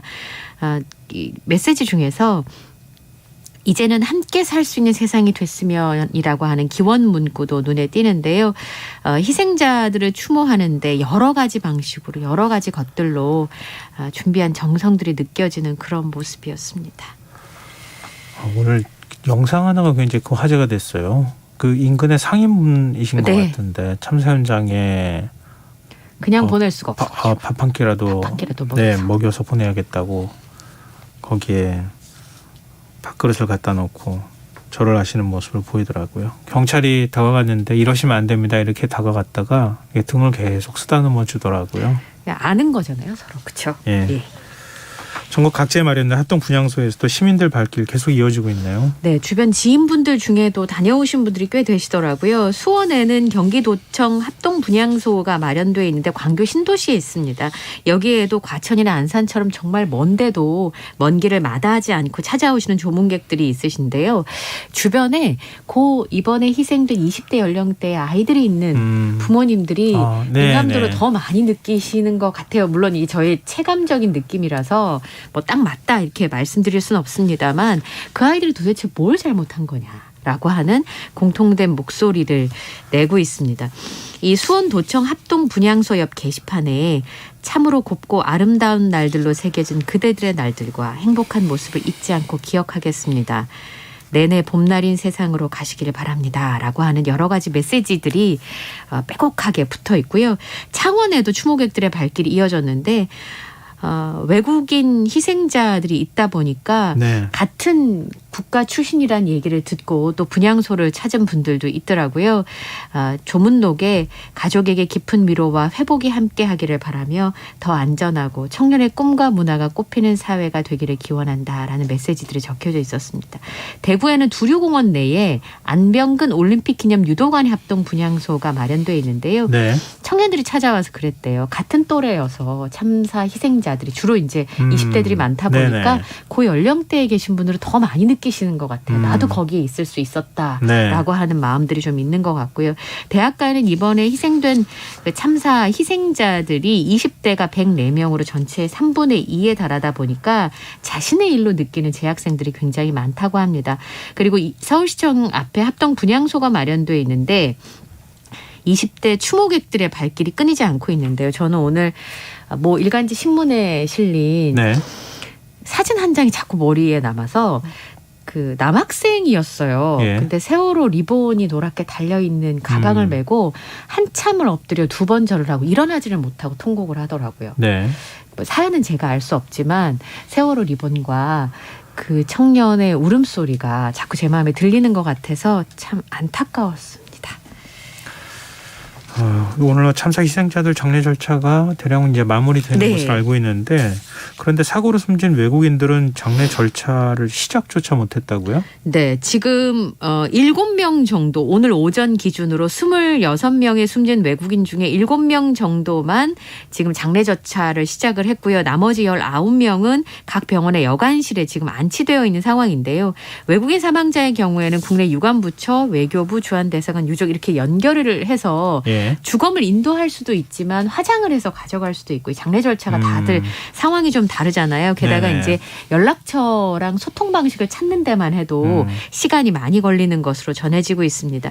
8명의 경우에는 아예 장례 절차가 결정이 되지 않았고요. 이란의 경우는 5명의 사망자가 발생해서 가장 사망자가 많은 네. 국가인데 아무런 절차를 시작하지 못하고 있습니다. 유족들이 다 주검을 그대로 운구해달라라고 하는 요구를 하고 있는데 이제 방법을 찾고 있는 상황이고요. 예. 장례 절차가 정해지지 않은 나머지 3명의 경우에는 가족이 우선 한국에 들어오거나 예. 혹은 대사관이나 가족이 선임한 대리인을 통해서 이 관련 절차를 조율하고 있는 것으로 알려지고 있는데요. 외국이 이제 각 국가마다 지금 코로나도 있고 상황이 좀 다 다르다 보니까 예. 이게 이송하는 방식들도 차이가 있어서 한 달 정도 걸리지 않을까 예상하는 국가들도 있습니다. 근데 제가 좀 안타까웠던 상황은요. 이번에 이태원 참사에서 하나뿐인 딸을 잃은 고려인 3세 박아르투르 씨가 있는데 네. 어머니가 러시아에 여전히 계시고 딸과 함께 한국에 있었는 딸이 이번 참사에 희생이 됐습니다. 근데 내국이라고 독일하게 그 최대 1,500만 원과 구호금 2천만 원을 외국인들에게도 지급을 할 예정이긴 한데요. 네. 방법이 어떻게 되냐면 일단 비용을 사용을 하고 나중에 청구하는 방식이에요. 근데 지금 어쨌든 배가 올 때 보내야 되는데 네네. 비용이 없는 거예요. 이분도 형편이 어렵다 보니까. 그래서 지금 시신 방부 처리하는 그 비용만 해도 다 합쳐서 한 700만 원 정도가 필요한 상황이에요. 수의 입히고 관 구입하고 하는 데만 200만 원에 시체 검안서 발급에 25만 원 그리고 수송비용 50만 원 이렇게 하면 최소 700만 원 정도가 드는 것으로 알고 있는데 이제 본인이 그런 비용이 없으니까 아까 말씀드렸던 장례비가 나오기는 하지만 네. 지금 당장은 지급해 줄 수가 없는 방식이어가지고 방법을 지금 찾고 있다고 하고요. 네. 그리고 태국의 희생자의 경우에도 본국으로 송환해서 장례를 치르기를 원하는데 이 과정도 또 쉽지 않은 것으로 지금 알려지고 있어가지고 시신 송환 비용들이 특히나 많이 어려움을 겪고 있는 것 같아요. 일부 국가의 희생자들의 예. 경우에는. 어떻게 행정적으로 융통성을 발휘할 수 있는 방법은 없을까? 예. 이런 경우에는 지금 한국에 있는 상황이잖아요. 네, 그래서 장례비를 용산구에게 좀 앞당겨서 지원을 해달라고 외교부 전담 공무원을 통해서 문의를 했는데 아직까지는 답변을 못 받았고 주변 분들한테 도움을 요청하고 있는데 지금 딱히 방법이 없어 보입니다. 답답하네요. 그리고 참사 당시 모여있던 인파를 고의로 밀었다는 의혹이 제기가 됐던 또 그 당사자로 지목이 됐던 토끼 머리띠 남성 경찰 조사를 받았어요. 네, 참고인 신분으로 조사를 했는데요. 실제로 인파를 밀었는지 등을 조사하고 있습니다. 이 예. 얘기는 29일에 SNS를 중심으로 해서 토끼 머리띠를 한 남성이 밀었고 저도 이 얘기를 주변 분들한테 여러 번 들었거든요. 5명, 6명의 남자들이 밀기 시작했대라고 하는 건데 그건 의혹에 불과한 거죠. 예. 이 남성이 이제 사실관계를 경찰 조사에 설명을 했는데 본인의 이동 경로를 제시하면서 의혹을 부인했습니다. 그날 경찰서에서 조사를 받았고 CCTV를 통해서 저와 친구가 빠져나온 시각이 9시 50분으로 확인이 된 거예요. 네. 이제 교통카드가 이제 본인의 거니까 증거를 다 제출했다고 하는데요. 그러니까 토끼 머리띠를 한 것도 맞고 이태원을 간 것도 맞는데 사고 당시 이태원에 없었다는 거예요. 그러니까 동선을 지금 증명을 하고 있는데요. 네. 9시 55분경, 그러니까 사고가 발생하기 20분 전에 지하철 6호선의 이태원역에서 합정역 방면으로 승차했던 탑승 내역이 첨부가 됐습니다. 그럼 교통카드를 찍었으면은 네. 그 시간이 딱 나올 테니까. 예. 그래서 또 다른 여성을 특정해서 이야기가 좀 나오고 있어서 소재를 파악하고 있고요. 어쨌든 지금 제출한 증거와 경찰의 수사를 바탕으로 해서 피의자 신분으로 전환할지는 검토할 예정이다. 이렇게 원칙적인 입장을 밝혔습니다. 네. 네. 뭐 참사 이후에 아무래도 사람이 많이 네. 모이는 데 가면 좀 불안감을 느낀다 이러는 분들이 많아졌어요. 요즘 지하철 타다 내리시는 분도 있어요. 네, 그러게요. 네. 호흡이 가빠지고 네. 그런 현상들이 나타난다 이렇게 얘기를 하던데 좀 지하철 서울시에서도 좀 대책을 만든다 이런 얘기도 나오던데 네. 달라질 여지가 있을까요? 체감으로 좀 달라졌다고 느끼시는 분들 얘기가 SNS를 통해서 목격담으로 올라오고 있는데요. 네. 트위터의 사용자가 보통은 건대 입구역도 환승을 굉장히 많이 하잖아요. 그렇죠. 강남으로도 네, 갈 수 있고 예. 2호선이 또 순환선이기 때문에 보통은 퇴근 시간에 내리는 사람 타는 사람이 엉켜가지고 지옥인데 오늘은 계단에 사람들이 일정한 간격을 두고 서서 기다리면서 올라갔다. 내려오는 통로도 남겨놓고 그래서 직원이 나와서 교통정리를 해준 걸까라고 했는데 그게 아니었다는 거예요. 너무나 익숙하게 질서를 지키고 있다라고 하면서 예. 이 내용들이 굉장히 많이 리트윗이 되니까 각자의 경험담들이 올라와 있습니다. 누가 이제 뒤에서 막 미는데 지하철 탈 때 네, 아침 맞아요. 쉬고 너무 바쁘잖아요. 누가 밀지 마세요 라고 하니까 예. 주위 사람들이 동시에 멈췄다는 거예요. 좀 충격적이기도 하고 씁쓸하기도 하고 슬프기도 했다라고 하면서 9호선 같은 경우도 굉장히 급행 같은 경우는 혼잡하잖아요. 예. 근데 천천히 내리고 타는 것도 밀지 않고 천천히 타는 모습을 보면서 예전의 모습과 좀 달라졌다라고 하는 것들을 느끼게 된다는 겁니다. 출근 시간이 여전히 바쁘니까 아직까지도 그런 모습이 남아있지만 퇴근 시간은 각자 시간이 조금씩은 여유가 있으시잖아요. 그러니까 탑승하는 것도 내리는 것도 좀 여유가 있다는 겁니다. 근데 이걸 보고 누리꾼 분들이 시민의식이 이렇게 바뀌고 있는 건 엄청나게 긍정적인 일이죠. 그러면서도 씁쓸하다라고 하는 반응을 보였는데요. 진짜 이게 정말 깜짝 놀랐어요. 안전수칙은 피로 쓰인다는 말이 생각난다. 이태원 참사가 그만큼 국민들에게 트라우마를 안겼다는 반증이고 한국의 지하철은 매일 압사의 위험에 노출되어 있는데 그걸 이번 사고로 자각한 것 같다. 우리는 변해야 하고 변하고 있다. 지하철 문 열고 닫는 시간도 사실 좀 짧긴 해요. 네, 그러니까 조금 붐비는 역에서는 네. 조금 열고 있는 시간을 길게 잡아준다거나 네. 또 물론 이제 그렇게 해도 뛰는 분들이 있을 수도 있겠지만 네, 그렇습니다. 시민의식이 좀 바뀌는 거하고 시스템이 바뀌는 게 같이 이렇게 맞물려 들어가야 될 것 같은데요. 그러니까 서울시도 지금 혼잡도가 높은 지하철역을 중심으로 해서 안전점검에 나섰다고요. 네. 서울교통공사랑 혼잡도가 높은 지하철을 대상으로 해서 현장 분석에 들어간다라는 겁니다. 신도림역 엄청나게 인원이 많이 움직이잖아요. 네. 사당역, 종로 3가역 그리고 9호선의 주요 역사가 평소에도 시민들이 여기를 이용하면서 불안감을 느낀다라고 보고 혼잡도가 높은 역을 찾아서 전문가와 현장을 분석할 계획이라고 하는데요. 분석을 하고 이번에는 만약에 사람들이 많이 몰리는 시간대에 대한 대책을 좀 마련해야 되지 않을까 싶은데 승하차 인원이 올해 1월부터 9월까지 제일 많았던 역이 강남역이었습니다. 네. 14만 1,158명인데 지금 코로나 시기잖아요. 예. 그러니까 코로나 이전에 훨씬 더 많았을 거란 예상이 가능하고요. 자, 그다음이 잠실역 13만 50명, 홍대 입구역 11만 3,316명, 신림역이 10만 7천 명이에요. 특히나 혼잡도가 높은 역으로 지목이 된 신도림역 같은 경우는 평소에 일평균 승하차 인원이 2호선만 8만 명이 넘어요. 그러다 보니까 이런 지역의 혼잡도를 계산해 보면 노선별로는 1호선은 84% 정도 되는데 9호선 같은 경우는 급행은 135%예요. 네. 그러니까 이런 부분들에 있어서는 좀 대책을 세워야 되지 않을까 싶습니다. 일단 9호선의 경우에는 전동차 추가 투입도 고려하고 있어요. 예.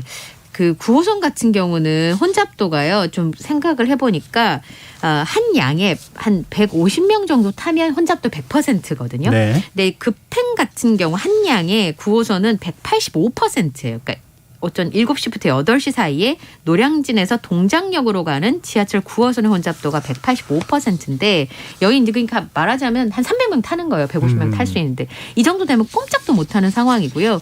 더 놀라운 건 2014년에 9호선 염창역에서 예. 당산역으로 가는 지하철의 혼잡도는 236%입니다. 빈 공간이 전혀 없는 네. 그런 상황이거든요. 이런 상황이 되다 보니까 추가 투입을 지금 추진하고 있습니다. 지금 승객 이동 동선이랑 대피 공간, 모니터링 CCTV 설치, 현장의 안전 유도 요원, 상시 배치 등을 추진을 하고요. 그다음에 이제 추가 들어가는 열차들을 좀 선정할 예정인데 네. 이게 150%만 돼도 열차에서 못 움직인대요. 근데 200%가 넘으니까 대책이 빨리 세워져야 될 것 같아요. 예, 뭐 서울시가 또 점검에 나선다고 하니까요. 이런 부분에 있어서 뭐랄까요? 그 사람들이 그 움직일 때 밀집도가 특히 심한 구간들이 생겨나잖아요. 그렇죠. 그거 어떻게 완화해 줄 것인가. 네. 무엇보다도 그 질서 유지를 할 수 있는 인원을 배치해야 되는데 그 자꾸 인건비 들어간다고 사람을 지금 안 쓰거나 직원을 채용하지 않는다거나 이런 일들이 그동안에 많이 있어 왔잖아요. 네. 계속 인건비 감축으로 뭔가 이렇게 구조조정하는 방법들을 해왔는데 다시 그런 부분들도 우리가 생각해 봐야 되지 않을까 그런 생각이 드네요. 236%면 딱 체감에서 이렇게 설명하시더라고요. A4용지 반쪽에 사람이 서 있는 거예요. 이런 건 좀 달라져야 될 것 같다는 생각이 드네요. 달라져야 해요. 네. 지금 여러분께서는 KBS 라디오 김성환의 시사와 함께하고 계십니다. 밤참스 계속 이어가겠습니다. 우리 봉화강산 매몰사고 소식 계속 저희가 전해드리고 네. 있는데요. 오늘도 구조 작업 계속됐는데 결국 이제 구조에는 실패를 했고 네. 생존 신호 확인을 위한 음향 탐지기도 투입이 됐다고요. 네. 음향 탐지기는 반응이 없었습니다. 그러니까 생존 여부를 확인할 수 있는 건데 오늘이 사고가 난 지 8일 8일째입니다. 어제까지 구조 통로 내는 게 굉장히 더디다고 말씀드렸는데요. 네. 새로운 통로를 찾았습니다.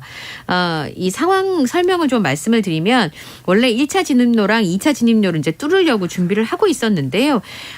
가다가 보니까 작업자 2명이 있을 것으로 추정되는 암석들로 막혀 있어서 이제 여기서 어떡하나라고 생각을 했는데 막힌 줄 알았던 다른 길이 있었습니다. 근데 쭉 가보니까 예. 마지막으로 이 작업자들이 목격된 바로 인근까지 갈 수 있었습니다. 근데 20m가량에 막혀 있는데 여기만 뚫으면 예. 작업자들이 마지막으로 갔던 경로로 지금 들어가 볼 수 있는 상황이 됐는데요. 네. 그래서 다른 길을 뚫어서 지금 생존 확인을 할 예정인 것으로 전해지고 있습니다. 1차 시도에서는 특별한 반응이 없었고요. 작업 속도에 따라서 차이가 나겠습니다만 정말 빠르면 내일 생존 여부를 확인할 수도 있을 것이다라는 전망이 지금 나오고 있습니다. 그리고 천공기가 처음에 2대였다고 제가 어제 막 울분을 토했었는데 내일까지 오늘 9대로 늘었고요. 내일까지 12대로 시도를 한다고 합니다. 그러면 하나만 천공기가 성공을 해도 내시경을 통해서 안을 볼 수가 있고요. 그다음에 생존 신호가 오면 배관을 통해서 의약품이나 음식을 조달해 줄 수 있는 그런 것도 가능해진다고 합니다. 가족들은 아니 그러니까 이걸 참 이렇게 할 수 있는데 위에서 아래로 수직으로 천공기를 계속 뚫고 있었던 거 아니에요? 네. 그리고 또 하나 말씀드리자면 어제도 그 안에 갱도를 다 파악하지 못하고 있다라고 네. 말씀을 드렸는데 가보니까 그게 뚫려 거기가 이제 막힌 줄 알았는데 5년이 넘은 갱도인데 사람이 지나가도 괜찮을 정도였다는 겁니다. 빨리 좀 빨리 찾았으면 좋겠습니다. 승진자. 자, 마지막으로 3년 만에 지카 바이러스 환자 국내 발생 소식이 있네요. 네, 최근에 해외여행이 많이 이루어지고 있잖아요. 네. 동남아를 방문한 뒤에 지카 바이러스에 감염된 사례가 잇따라 발생을 하고 있습니다. 2명인데요. 지금 확인된 지카 바이러스 감염증 환자가 동남아시아를 방문한 뒤에 확진이 됐는데 한 명은 20대 남성이고요. 8월 말에 필리핀 방문 때 모기에 물렸다고 합니다. 일주일 뒤에 발진, 발열, 설사 등의 증상으로 내원에서 양성으로 확인됐고요. 두 번째 환자는 지난달 중순에 태국에 갔는데 똑같이 모기에 물렸다고 합니다. 입국 5일째 발진, 발열, 관절통, 근육통과 같은 증상이 나타나서 확인이 됐는데요. 10명 안팎 정도가 해마다 확인이 되는데 모기에 물리면 가장 위험하다고 합니다. 위험 국가에서 모기에 물리면 2주 내 의심 증상이 나온다고 하니까 해외 방문을 다녀오시고 나면 신속하게 진단을 받으시는 게 가장 중요합니다. 네, 알겠습니다. 오늘 밤참 뉴스 여기까지 하겠습니다. 지금까지 이현경 뉴스캐스터와 함께했습니다. 고맙습니다. 감사합니다.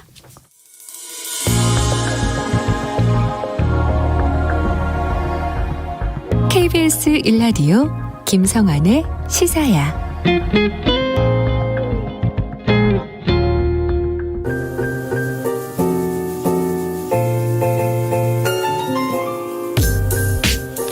청취자 여러분들 미술 세계로 안내해드리는 시간입니다. 미술랭 가이드 오픈 갤러리 홍지혜 디렉터 나와 계십니다. 안녕하세요. 네, 안녕하세요. 네. 요즘엔 마찬가지인 것 같아요. 모든 분들이 네. 참사 이후에 안녕하세요라고 많은 인사를 건네기가 좀 죄송스럽다는 생각들을 많이 하게 되는데요. 네네. 요즘 마찬가지 심정이실 것 같아요. 그쵸. 굉장히 여러모로 비통한 가을이라는 생각이 들고요. 네. 불의의 사고로 별이 된 청춘들 마음 깊이 애도합니다. 원래 이번 미술랭 가이드 주제를요. 원래 예. 정했던 주제가 있었는데 주말 이후에 주제를 좀 바꿔야겠다고 생각을 했어요. 그런데 어떤 주제도 사실상 네. 이 얘기를 해야겠다라는 게 뚝 떨어지지 않더라고요. 왜냐하면 예술이라는 것이 늘 현실과는 좀 동떨어져 있다고 생각을 하잖아요. 그러다 보니까 저도 또 곰곰이 생각을 해보게 되더라고요. 예. 예술은 정말 쓸모가 없는 것일까? 진행자님 어떻게 생각하세요? 그거 아니죠. 그건 아니고요. 네. 그러니까 그런 미술 작품을 우리가 뜯어 먹고 살 수는 없잖아. 네, 이렇게 네. 또 얘기하시긴 하는데 그보다 뭔가 먹거나 우리가 일상생활에서 쓰는 것보다 훨씬 큰 위로감을 줄 수 있잖아요. 네. 그럴 수도 있기는 한데요. 이게 이 국가 애도의 시기에 우리가 이렇게 여유롭게 예술 이야기를 해도 될까 하는 마음이 사실상 드는 것도 이게 사실이거든요. 그래서 그럼에도 불구하고 이제 주어진 이 시간에 또 이제 미술랭 이야기를 들으시는 청취자분들께서도 불편한 마음 없이 어떤 이야기를 들으시면 좋을까 고민을 했었는데요. 오늘은 미술에 국한하지 않고 예. 문화예술로 그 범주를 좀 확장해서 말씀을 좀 나눠볼까 합니다. 오늘 먼저 소개해드릴 이야기는요. 오케스트라에 대한 이야기입니다. 좀 말씀 듣다가 굉장히 고민이 많으셨겠구나 이렇게 생각해서 미술 작품과 관련된 얘기 하실 줄 알았더니 네. 전혀 예상하지 못했던 오케스트라 얘기를 꺼내셨어요. 네네. 그 미술보다는 음악의 영역이기는 한데요. 사실 제가 음악 전문가는 아니잖아요. 네. 그래서 딱히 음악 이야기를 한다고 보기보다는요. 오늘 소개해드릴 오케스트라 이야기긴 한데 이걸 만든 사람도 음악인은 아닙니다. 오히려 예술 그 자체보다는 다른 목적을 위해서 그러니까 예술을 도구로 사용한 사례를 말씀드리려고 하다 보니까 예. 오케스트라 소개를 좀 해드려야겠다라고 생각이 들었고요. 특히 미술보다는 음악 이야기를 먼저 들려드리는 이유는 네. 미술은 시각이고 음악은 청각이잖아요. 예. 근데 미술은요, 사실상 무엇을 깊게 그러니까 응시하지 않으면 인지조차 못하고 지나가는 경우가 많아요. 네. 굉장히 능동적으로 내가 찾아야만 볼 수가 있는데 네. 청각에 의지하는 음악은 내가 들으려고 하지 않아도 자연스럽게 인지된다는 점에서 그런 면에서 당장 그림을 보러 가기 어렵더라도 음악을 통해서 예술이 주는 위로를 좀 느껴보시면 어떨까 하는 마음으로 먼저 이렇게 준비를 하게 됐습니다. 그런 얘기도 들었던 것 같아요. 미술보다는 음악이 먼저 생겼어. 네네. 예, 그렇게도 얘기하더라고요. 네, 그러니까 음악에 맞아요. 대한 생각들을 하면 자연스럽게 예술적 감각하고 연결이 된다는 얘기가 떠오르는데요. 네. 그러면 어떤 오케스트라 얘기해 주실지 궁금한데요. 이 오케스트라는 1975년에 베네수엘라에서 시작이 되었고요. 네. 경제학자가 창설을 했습니다. 엘 시스테마라는 이렇게 그 네. 오케스트라이고요. 네. 경제학자 이름은 호세 안토니오 아브레우라는 사람인데요. 네. 원래 어려서부터는 음악인을 꿈꿨었다고 해요. 할아버지도 이탈리아에서 오케스트라를 만들었고 할머니도 오페라의 열렬한 팬이었고 뭐 아버지는 기타, 어머니는 피아노를 칠 줄 알아서 자연스럽게 음악을 접했다고는 하는데 많은 사람들이 그렇듯이 예술을 좋아하는 것과 예술을 업으로 삼는 건 또 별개잖아요. 그렇죠. 결국 네. 이 사람은 음악을 좋아했지만 결국 대학에서 경제학 공부를 했고 경제학자의 길을 갑니다. 그러다가 1975년 그가 30대 중반일 때요. 빈민가의 한 주차장에서 빈곤 청소년 11명을 모아서 오케스트라를 만듭니다. 엘 시스테마는 영어로는 더 시스템이라는 뜻이거든요. 네. 그러니까 일종의 가장 빈곤한 지역 아이들이 클래식 음악 교육을 통해서 가난과 맞서도록 하는 법을 배운다라는 그런 설립 정신으로 만든 일종의 음악 교육 시스템인 거죠. 근데 한번 생각을 해보시면요. 클래식을 배운다고 가난에 맞설 수가 있을까 하는 생각 좀 들지 않으세요? 그렇죠. 보통 그렇게 생각하지 않죠. 그쵸. 클래식 하면 조금 좀 부유한 집자리들이 네. 특히 우리나라는 또 그런 거 아닌가 싶은데요. 그쵸. 아무래도 악기도 비싸고 교육받는데 네, 돈도 네. 많이 들고 이제 그런 얘기들 많이 하는데 클래식과 가난 극복이라고 표현하는 게 맞을 것 같은데요. 네. 어떤 방식으로 연결이 되는 겁니까? 여기서 클래식을 배운다는 것은 뭐 음악의 역사를 배우거나 화성학을 배우거나 이런 거는 아니고요. 예. 대단한 음악가가 되거나 하는 걸 목표로 하지도 않습니다. 목표는 오히려 사회 행동인 거고요. 그것을 위해서 음악은 도구로 쓰일 뿐인 거죠. 그 엘 시스테마의 공동 창립자인 프랭크 디폴로도 이렇게 말한 바가 있습니다. 엘 시스테마는 훌륭한 음악인을 키우는 기관이 아닙니다. 인성 개발을 중시하며 사회에 더 나은 시민을 양성하는 게 목적입니다. 이렇게요. 처음에 오케스트라를 만들 때는 그 빈민가의 아이들이 마약과 범죄, 포르노, 총기 범죄 등 거친 환경에 노출이 되어 있었는데요. 오케스트라 단원이 된 청소년들에게 예술이 했던 기능은 세 가지 정도로 정리를 해볼 수 있을 것 같아요. 네. 우선은요. 오케스트라도 작은 사회입니다. 그렇죠. 그쵸. 아무래도 네. 자기 혼자 악기를 잘 연주한다고 되는 건 맞아요. 아니니까요. 네, 혼자서는 절대 완성할 수 없는 하모니가 있고요. 예. 예술이라는 울타리 속에서 이제 협동심을 터득해 나가고 또 그 또래 친구들이랑 정서적 교감을 나누면서 성숙한 사회 구성원으로 자라날 수 있다고 하고요. 두 번째는 악기를 직접 연주하면서 심리적 안정을 얻는다고 합니다. 특히 클래식 음악은 박자가 일종의 그 심장박동과 비슷해서 네. 박자가 빠른 음악에 비해서는 마음을 차분하게 하는 효과가 있다고 하고요. 세 번째는요. 저는 이게 가장 큰 효용이 아닐까 싶은데요. 바로 미래에 대한 꿈과 희망을 갖게 된다는 점인데요. 지식을 알려주고 나서 여러분 꿈을 꾸세요라고 교육을 해봤자 꿈이 생기지는 않잖아요. 네. 그런데 이 단순한 교육 과정으로는 배울 수 없는 일종의 모티베이션, 동기부여를 이곳에서 얻을 수가 있다는 거죠. 나는 할 수 있어. 네. 이런 용기를 얻게 된다는 거예요? 네, 일종의 그런 건데요. 예. 좀 더 설명을 해드리면요. 예전에 제가 대학생 때 그 주철환 PD님 수업을 들은 적이 있는데 네네. 그 수업에서 그런 말씀을 하신 적이 있어요. 내가 꿈을 이루면 그건 다시 누군가의 꿈이 된다. 그러니까 사람들은 누군가가 특히 나랑 비슷한 처지에 있는 가까운 사람이 성취하는 것을 보면서 나도 저렇게 하고 싶다. 근데 나도 할 수 있겠다. 라고 생각을 하게 된다는 거죠. 네네. 11명으로 시작한 엘 시스테마는요. 나중에는 300여 개의 합창단과 오케스트라로 확장을 했는데요. 그중에 LA 필하모닉의 음악 감독인 두 다멜이라고 하는 사람이 바로 베네수엘라 이 빈민가 출신입니다. 그러니까 엘 시스테마가 낳은 최고의 스타인 셈이죠. 예. 그 이외에도요. 엘 시스테마의 청소년 관현 악단이 2007년에는 카네기 홀에서 공연을 하기도 하고요. 가난해도 누구라도 꿈꿀 수 있다는 희망을 좀 안겨줄 수 있는 그런 사례들이 많다 보니까 그게 꼭 음악이 아니더라도 나도 할 수 있겠다라고 하는 삶을 대하는 태도 자체를 가르쳐주지 않았나 하는 생각이 저는 좀 들거든요. 내가 꿈을 이루면 그건 다시 누군가의 꿈이 된다. 네. 뭉클한 생각이 좀 드는 그런 문장인 것 같은데요. 네. 엘 시스테마 음악을 준비하셨다고 들었어요. 네, 제가 같이 좀 요청을 드려봤습니다. 네, 듣고 얘기도 나누도록 하겠습니다.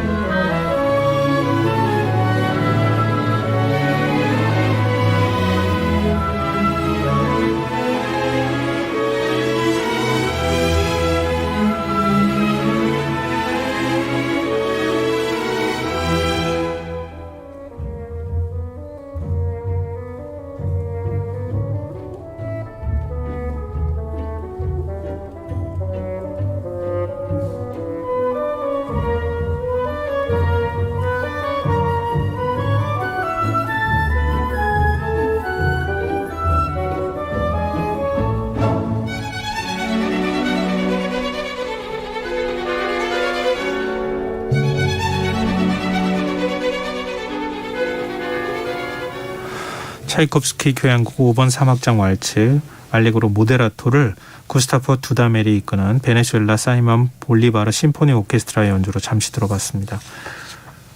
시사 프로그램에서 클래식을 들을 줄 몰랐어요. 그러게요. 근데 좀 아무래도 스토리를 제가 말씀 듣고 난 다음에 네. 오케스트라 음악을 들으니까 좀 느낌이 다르네요. 네, 그렇죠. 네. 그 다큐멘터리도 있으니까요. 네. 궁금하신 분들은 한번 예술이 사회적으로 어떤 기능을 좀 할 수 있는지 찾아보셔도 좋을 것 같습니다. 네, 음악이 사회적 목표를 위해서 수단으로서 활용된다는 것. 여기 많은 분들이 아마 공감하실 것 같아요. 지금 엘시스테마 얘기도 들으셨겠지만 혹시 미술 영역에서는 그런 게 없을까요? 있습니다. 있지만 음악과는 많이 다른 것 같아요. 음악은 그 시간적인 예술이잖아요. 그리고 그쵸. 미술은 네. 공간적 예술로 볼 수가 있거든요. 예. 다시 말해서 음악은 뭐 녹음을 해서 지금처럼 기록으로 나중에 볼 수가 있기는 하지만 네. 사실은 실시간으로 플레이하는 그 시간에만 존재를 하는 거거든요. 그쵸. 그래서 정해진 시간에 응집력 있게 참여를 좀 유도를 해낼 수가 있는데요. 반면 미술은요. 시간과 상관없이 공간 속에 좀 물리적으로 존재를 하잖아요. 그러다 보니까 작업을 하는 그 실시간 속에서도 존재를 하지만 사실 그보다는 작업을 마치고 나서 더 이상 손을 대지 않더라도 존재한 채로 좀 남아있죠. 이런 물리적, 시간적 이런 특징이 좀 다른데요. 게다가 또 음악은 아까 말씀드렸듯이 교향악처럼 원래 협업 시스템 자체가 매뉴얼화된 음악도 있는데 네. 미술은요. 어시스턴트를 쓰거나 혹은 그룹으로 협업을 하더라도 사실은 속성상 개인의 예술에 조금 더 가깝기는 합니다. 네. 이렇게 다른 속성 때문에 미술은 음악에 비해서는 단체의 실시간 참여를 이끌어내거나 아니면 협업을 하는 쪽보다는 개인의 내면에 집중하는 방향으로 좀 제시를 많이 하게 되는 것 같아요. 그렇군요. 근데 요즘은 미술 치료 많이 하지 않나요? 네, 맞아요. 그 심리 치료를 할 때에도요. 사실은 본인의 내면을 들여다보는 게 굉장히 중요하잖아요. 그렇죠. 자아를 알고 그러고 나서야 앞으로 어떻게 할지 파악을 하게 되는데 이게 어휘력이 떨어지는 아이의 경우에는 그림을 그리도록 하면 그 심리를 파악할 수가 있죠. 네. 악기는 누구나 다루기가 사실은 어렵잖아요. 일단 배워야죠. 어느 네, 정도. 맞아요. 배우지 네. 않으면 사실은 이게 내가 피아노를 뚱땅뚱땅 친다고 해서 이게 무엇을 표현하려고 하는지 알기가 어려운데 네. 그림은 잘 그리든 못 그리든 내가 무엇을 그리려고 했고 무엇을 더 크게 그리고 어디 배치했고 이제 이런 것들이 드러나다 보니까 그림으로 해석할 수 있는 영역이 꽤 많거든요. 예. 특히 아이뿐 아니라 성인의 경우에도 미술을 통해서 그 내면을 들여다보는 것이 유효한데요. 그 이유 중에 하나가 미술이 비언어적 수단이기 때문에 오히려 의식적인 방어를 적게 받기 때문입니다. 다시 말해서 말로 표현하다 보면요. 기억을 주관적으로 왜곡할 수가 있거든요. 그런데 이제 미술을 활용하면 본인조차 모르는 본인의 심리를 파악할 수가 있는 거죠. 그러니까 속마음을 비춰주는 이제 거울의 역할을 미술이 조금 더 할 수 있는 것 같습니다. 언어는 기본적으로 내가 아닌 원래 네. 사회적으로 규정한 의미를 담고 있는 것이니까 네. 거기에 맞춰서 나의 심리를 표출하려고 하면 하는 과정에서 왜곡이 오히려 된다. 왜곡이 될 수도 있는 거죠. 혹은 내가 네. 통찰을 하면서 과거의 기억을 말하면서 말하는 시점에는 통찰된 상태로 왜곡해서 전달을 할 수도 있는 거고요. 그렇군요. 아마 이렇게 미술 치료까지는 아니더라도 네. 아이들이 그 유치원이나 네. 어린이집에서 그림 그려가지고 왔는데 귀가 없다. 그러면 엄마가 굉장히 심각하게 받아들이고 그랬던 게 네, 맞아요. 저도 이제 기억이 나는데요. 네. 근데 예전에 아트 테라피라고 해서 컬러링북이 유행하기도 했었잖아요. 네, 이것도 그렇죠. 좀 관련이 있을까요? 그 아트 테라피가 그 심리 치료의 일종이잖아요. 예술 활동을 예술 활동을 가지고 기분을 전환하고 스트레스를 완화시키는 치료법인데요. 예. 어린이들이나 하는 색칠 공부를 그 뭐 성인이 왜 하지 하는 분들도 계셨을 텐데 사실 이 색 저 색 칠하면서 몰입하다 보면 이제 어느새 잡념이 사라지고 힐링된다. 이렇게 말씀하신 분들이 계신 것 같아요. 이거를 조금 더 왜 색칠 공부를 하면서 힐링이 되는지 좀 들여다보면요. 몰두하는 과정 자체도 있지만요. 이제 처음에 흑백의 도안이 있잖아요. 예. 그리고 거기에 나만의 색깔을 칠해서 나만의 그림으로 태어날 때 일종의 성취감과 만족감을 주게 되는데요. 사실 자신감이 떨어지거나 혹은 우울감을 느낄 때 난이도가 낮은 작은 목표를 많이 주고 작은 성취를 자주 이루게 되면 그것을 통해서 이제 힐링하는 기분이 든다고 하거든요. 네. 그런 면에서 이게 이제 효용이 있는 건데 사실은 컬러링 북이 아니더라도 그게 뭐 붓글씨가 됐든 뜨개질이 됐든 네. 비슷한 기능을 할 수가 있는 것 같아요. 물론 음악으로도 비슷한 만족감을 느낄 수는 있을 텐데요. 사실 아까도 말씀드렸듯이 음악은요. 내가 몰입해서 그걸 통해서 힐링을 얻기까지는 배우는 데까지 시간이 많이 걸리잖아요. 네. 근데 이런 미술 영역은 잘하든 못하든 배우지 않아도 몰두할 수가 있으니까 좀 더 효용이 있는 것 같습니다. 그러고 보니까 제가 한 가지 소개해드리고 싶은 내면을 들여다볼 수 있는 미술 공간이 하나가 있는데요. 네. 진행자님 혹시 로스코 채플이라고 들어보셨어요? 아니요, 잘 모르겠어요. 채플하면 우리 뭐 그 종교 수업하고 뭐 이렇게 네. 할 때 채플 뭐 이렇게 했던 것 같은데. 맞아요. 일종의 예배당인 네. 거죠. 근데 그거 로스코 채플은 처음 들어봐요. 네, 로스코는 마크 로스코라는 작가를 의미를 하고요. 예. 보통 작가 이름이 앞에 붙고 공간이 있다면 뭐 누구누구 뮤지엄, 누구누구 갤러리 이제 이런 식이 많은데 네네. 로스코는 뒤에 로스코 뮤지엄이 아니라 로스코 채플이라고 붙은 공간이 존재를 하는데요. 미국의 휴스턴에 가면 이 공간이 있습니다. 예배당이라는 뜻이지만 특정 종교에 국한된 곳은 아니고요. 네. 이 공간은요, 그 휴스턴에서 예술품을 수집하기로 유명했던 매닐 부부라는 그 두 부부의 아이디어로 생겨났는데요. 예. 이들이 왜 이 공간을 만들기 원했냐면 세계의 모든 종교가 그 신념을 초월해서 한번 만났으면 좋겠다. 그러니까 특정 신을 숭배하기보다는요, 각자의 종교를 떠나서 다양한 종교를 가진 사람들이 한데 모여서 묵상을 하면서 자신과 세계 그리고 우주에 대해서 생각해 볼 수 있는 그런 공간을 원했다고 해요. 그래서 이런 독특한 공간에 성스러운 예술을 구현을 해야 되는데 네. 누구에게 의뢰를 할까 하다가 이제 마크 로스코에게 한 거죠. 로스코 작품을 보면요, 이제 색면을 겹겹이 쌓아서 그 색의 깊이감을 굉장히 밀도 있게 표현하는 그런 작품들을 구상을 하는데요. 네. 일체의 형상을 거부하고 색으로만 침묵하는 그림. 이렇게 표현을 할 수가 있죠. 그래서 그의 작품은요, 좀 사색적이고 종교적이고 고요한 명상의 이미지를 안겨줍니다. 일종의 모든 종교인이 다 모일 수 있는 공간을 만들자고 해서 만든 공간이고. 네, 사실은 종교인이라기보다 종교가 있건 없건 상관없이 참선의 공간 같은 느낌이네요. 네, 그렇죠? 묵상을 할 수 있는 묵상. 그런 공간이라고. 묵상이라는 표현이 오히려 더 좋다는 네. 생각이 드네요. 근데 마크 로스코의 작품 한국에서도 전시된 적이 있어요? 네, 맞아요. 2015년에 예. 예술의 전당에서 전시를 했었어요. 그때 많은 분들의 반향이 있었을 것 같은데요. 네. 그 당시에 그 뭐 셀럽분들도 많이 그쪽에 그 전시를 보러 가고 그런 예. 것들을 또 마케팅을 하면서 그 감상을 어떻게 했는지에 대한 기사가 많이 나왔는데요. 그 중에 하나가 로스코 작품 앞에 서니 눈물이 났다. 이제 이런 리뷰가 굉장히 많았거든요. 예. 근데 이게요, 우리나라에서뿐만이 아니라 해외에서도 자주 그랬는지 로스코가 이런 말을 한 적이 있다고 해요. 네. 내 그림 앞에서 우는 사람은 내가 그것을 그릴 때와 같은 종교적 경험을 하는 것이다. 라고 했다고 하는데요. 이러한 연유 때문인지 종교에는 초월했지만 일종의 스피리추얼한 공간을 만들고자 할 때 로스코에게 그 의뢰를 했던 거죠. 네. 로스코는 실제로 현대인들에게 고요한 작은 공간이 필요하다고 생각을 했고요. 예. 그림을 통해서 깊은 명상과 몰입을 하면서 그 내면과 만날 수 있을 거라고 믿었습니다. 로스코가 이러한 공간을 가장 효과적으로 만들기 위해서 건축물을 설계할 때부터 같이 참여를 했는데요. 네네. 팔각형의 건축물 내부에 그림을 이제 벽처럼 둘러 세웠어요. 예. 그리고 거기에 벽처럼 둘러 세운 작품들은 말년에 그렸던 일종의 이제 다크한 어두운 작품들인데요. 예. 벽면 크기만큼 큰 것이 쭉 있으니까 사람들은 그것이 그림인지조차 모르고 그래서 그림은 어딨어요? 하고 묻기도 한다고 하는데요. 네네.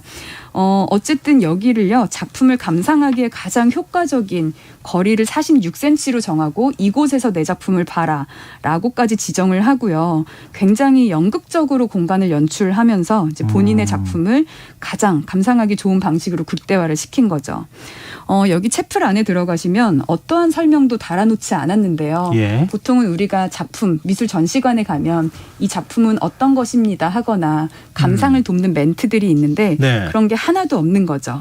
다시 말해서 로스코는요, 그림을 감상하기보다는요, 그 감상자 자신, 자기 자신과 좀 마주하기를 바랬던 것 같아요. 실제로 여기 채플은요, 세계에서 가장 평화로운 장소라는 별명을 갖고 있습니다. 이건 또 새로운 예술적 개념인 것 같아요. 네. 그러니까 작품을 보도록 하는 게 아니라 네. 작품을 통해서 나를 들여다보게 맞아요. 만드는 네. 이게 바로 종교적 체험하고 비슷한 측면인 것 같다는 생각이 네, 들거든요. 근데 이렇게 명상할 수 있는 공간, 그러니까 로스코가 만든 로스코 채플과 같은 공간이 우리나라에도 혹시 있습니까? 작품을 걸어두고 작품을 보지 말고 너 자신을 봐라라고 하는 공간은 사실상 떠오르지는 않는데요. 우리나라에도 근데 미술관 안에 명상관이 있는 곳이 있어요. 혹시 알고 명상관이 계세요? 있어요? 네. 미술관 안에요? 네, 미술관 안에 명상관이 어디죠? 별도로 있는데 예. 원주에 뮤지엄산이라는 곳이 네, 있습니다. 뮤지엄산 알아요. 뮤지엄산은 가보셨어요? 예. 네, 2019년엔가 명상관을 오픈을 했고요. 예. 그래서 아마 과거에 가보셨다면 이 명상관은 보지 못하셨을 수도 있어요. 이 뮤지엄산은 콘크리트와 빛의 건축가라고 하는 안도 타다오가 설계를 했는데요. 네. 이게 전원형 미술관이라고 해서 물에 비친 그러니까 그 물의 거울처럼 풍경이 비치는 그런 가든도 있고 네네. 자작나무길도 있고 네. 꼭 작품 전시가 아니더라도 오감을 자극하는 요소가 많은데요. 저는 실제로 여기에 전시 보러 가지 않고 그냥 그 공간만 보러 가는 경우도 있는데 굉장히 명상적인 시간을 보낼 수 있는 곳인 것 같아요. 제가 헛갔네요. 왜 여기 이 공간을 못 들렸을까? 그러셨군요. 네. 그러게요. 거기 아마 미리 예약을 해서 좀 일부 사람들만 들어갈 수 있게 하거나 그런 건 아니죠? 현장에 가서 티켓을 구매를 하셔야 되고요. 네. 사실상 명상 시간이 정해져 있기 때문에 저는 궁금하신 분들은 가보셔도 좋지만 그냥 명상관에 가지 않아도 그 풍경 속에서 있는 것만으로도 사실 명상을 체험할 수 있는 곳이라고 생각하기는 합니다. 네. 좀 나중에 한번 다시 가보겠습니다. 네. 예술이 갖는 사회적 치유의 기능 굉장히 중요하겠다 이런 생각을 하게 되는데요. 좀 어떤 방식으로 좀 발전하면 좋을까요? 제가 어린 시절의 미술 시간을 떠올려 보면 대부분 실기 시간이었던 것 같거든요. 네. 어떠셨어요? 실기 수업이 많이 있었죠, 미술 시간에는. 있었죠. 네. 근데 그 실기 수업이요, 몰입의 즐거움이나 성취감을 가져다 주는 게 아니라 얼마나 잘 그렸는지 테크닉 위주였던 것 같아요. 근데 그렇게 해서 교육을 잘 받아서 결국에는 나는 화가가 될래요라고 하면 또 부모님들은 반대를 하거든요. 네. 그러다가 뒤늦게 성인이 돼서 나 미술 좋아했었지 하고 미술의 소비자로서 한번 활동을 해보려고 하다 보면 네. 그림 그리는 것만 배웠지 또 감상하는 법은 배우지 못해서 난감해하고 어려워하는 분들이 많아요. 네. 그래서 저는요, 미술 교육이 보다 이제 테크닉의 결과보다는 그런 태도를 좀 가르치면 좋겠다는 생각이 들고 미술사보다는 이제 감상하는 방법을 가르치면 좋겠다라는 생각이 듭니다. 네. 물론 교육신에 있는 분들이 연구자들이 많이 연구를 해서 요즘에는 많이 발전을 한 걸로 알고 있기는 하는데요. 점점 더 미술을 위한 교육보다는 미술을 통한 교육의 장도 좀 열리면 좋겠다는 그런 생각이 듭니다. 말씀 듣다가 제가 오히려 위로되는 듯한 느낌을 받았어요. 그러셨어요? 네, 네. 위로라고 하는 많은 분들한테 위로가 지금 필요한 시절이 아닐까 그렇게 네. 생각이 드는데요. 예술의 어떤 위로의 기능에 대해서 다시 한번 생각해보고 저의 자신을 들여다보는 그런 시간 같아서 굉장히 좋았습니다. 오늘 미슐랭 가이드 여기서 마무리하겠습니다. 오픈갤러리 홍재희 디렉터와 함께했습니다. 고맙습니다. 네, 감사합니다. 김성환의 시사야 오늘 순서 여기서 마칩니다. 모바일 쿠폰 당첨자는 홈페이지 공지사항에서 확인하실 수 있습니다. 전 내일 다시 찾아뵙겠습니다. 고맙습니다.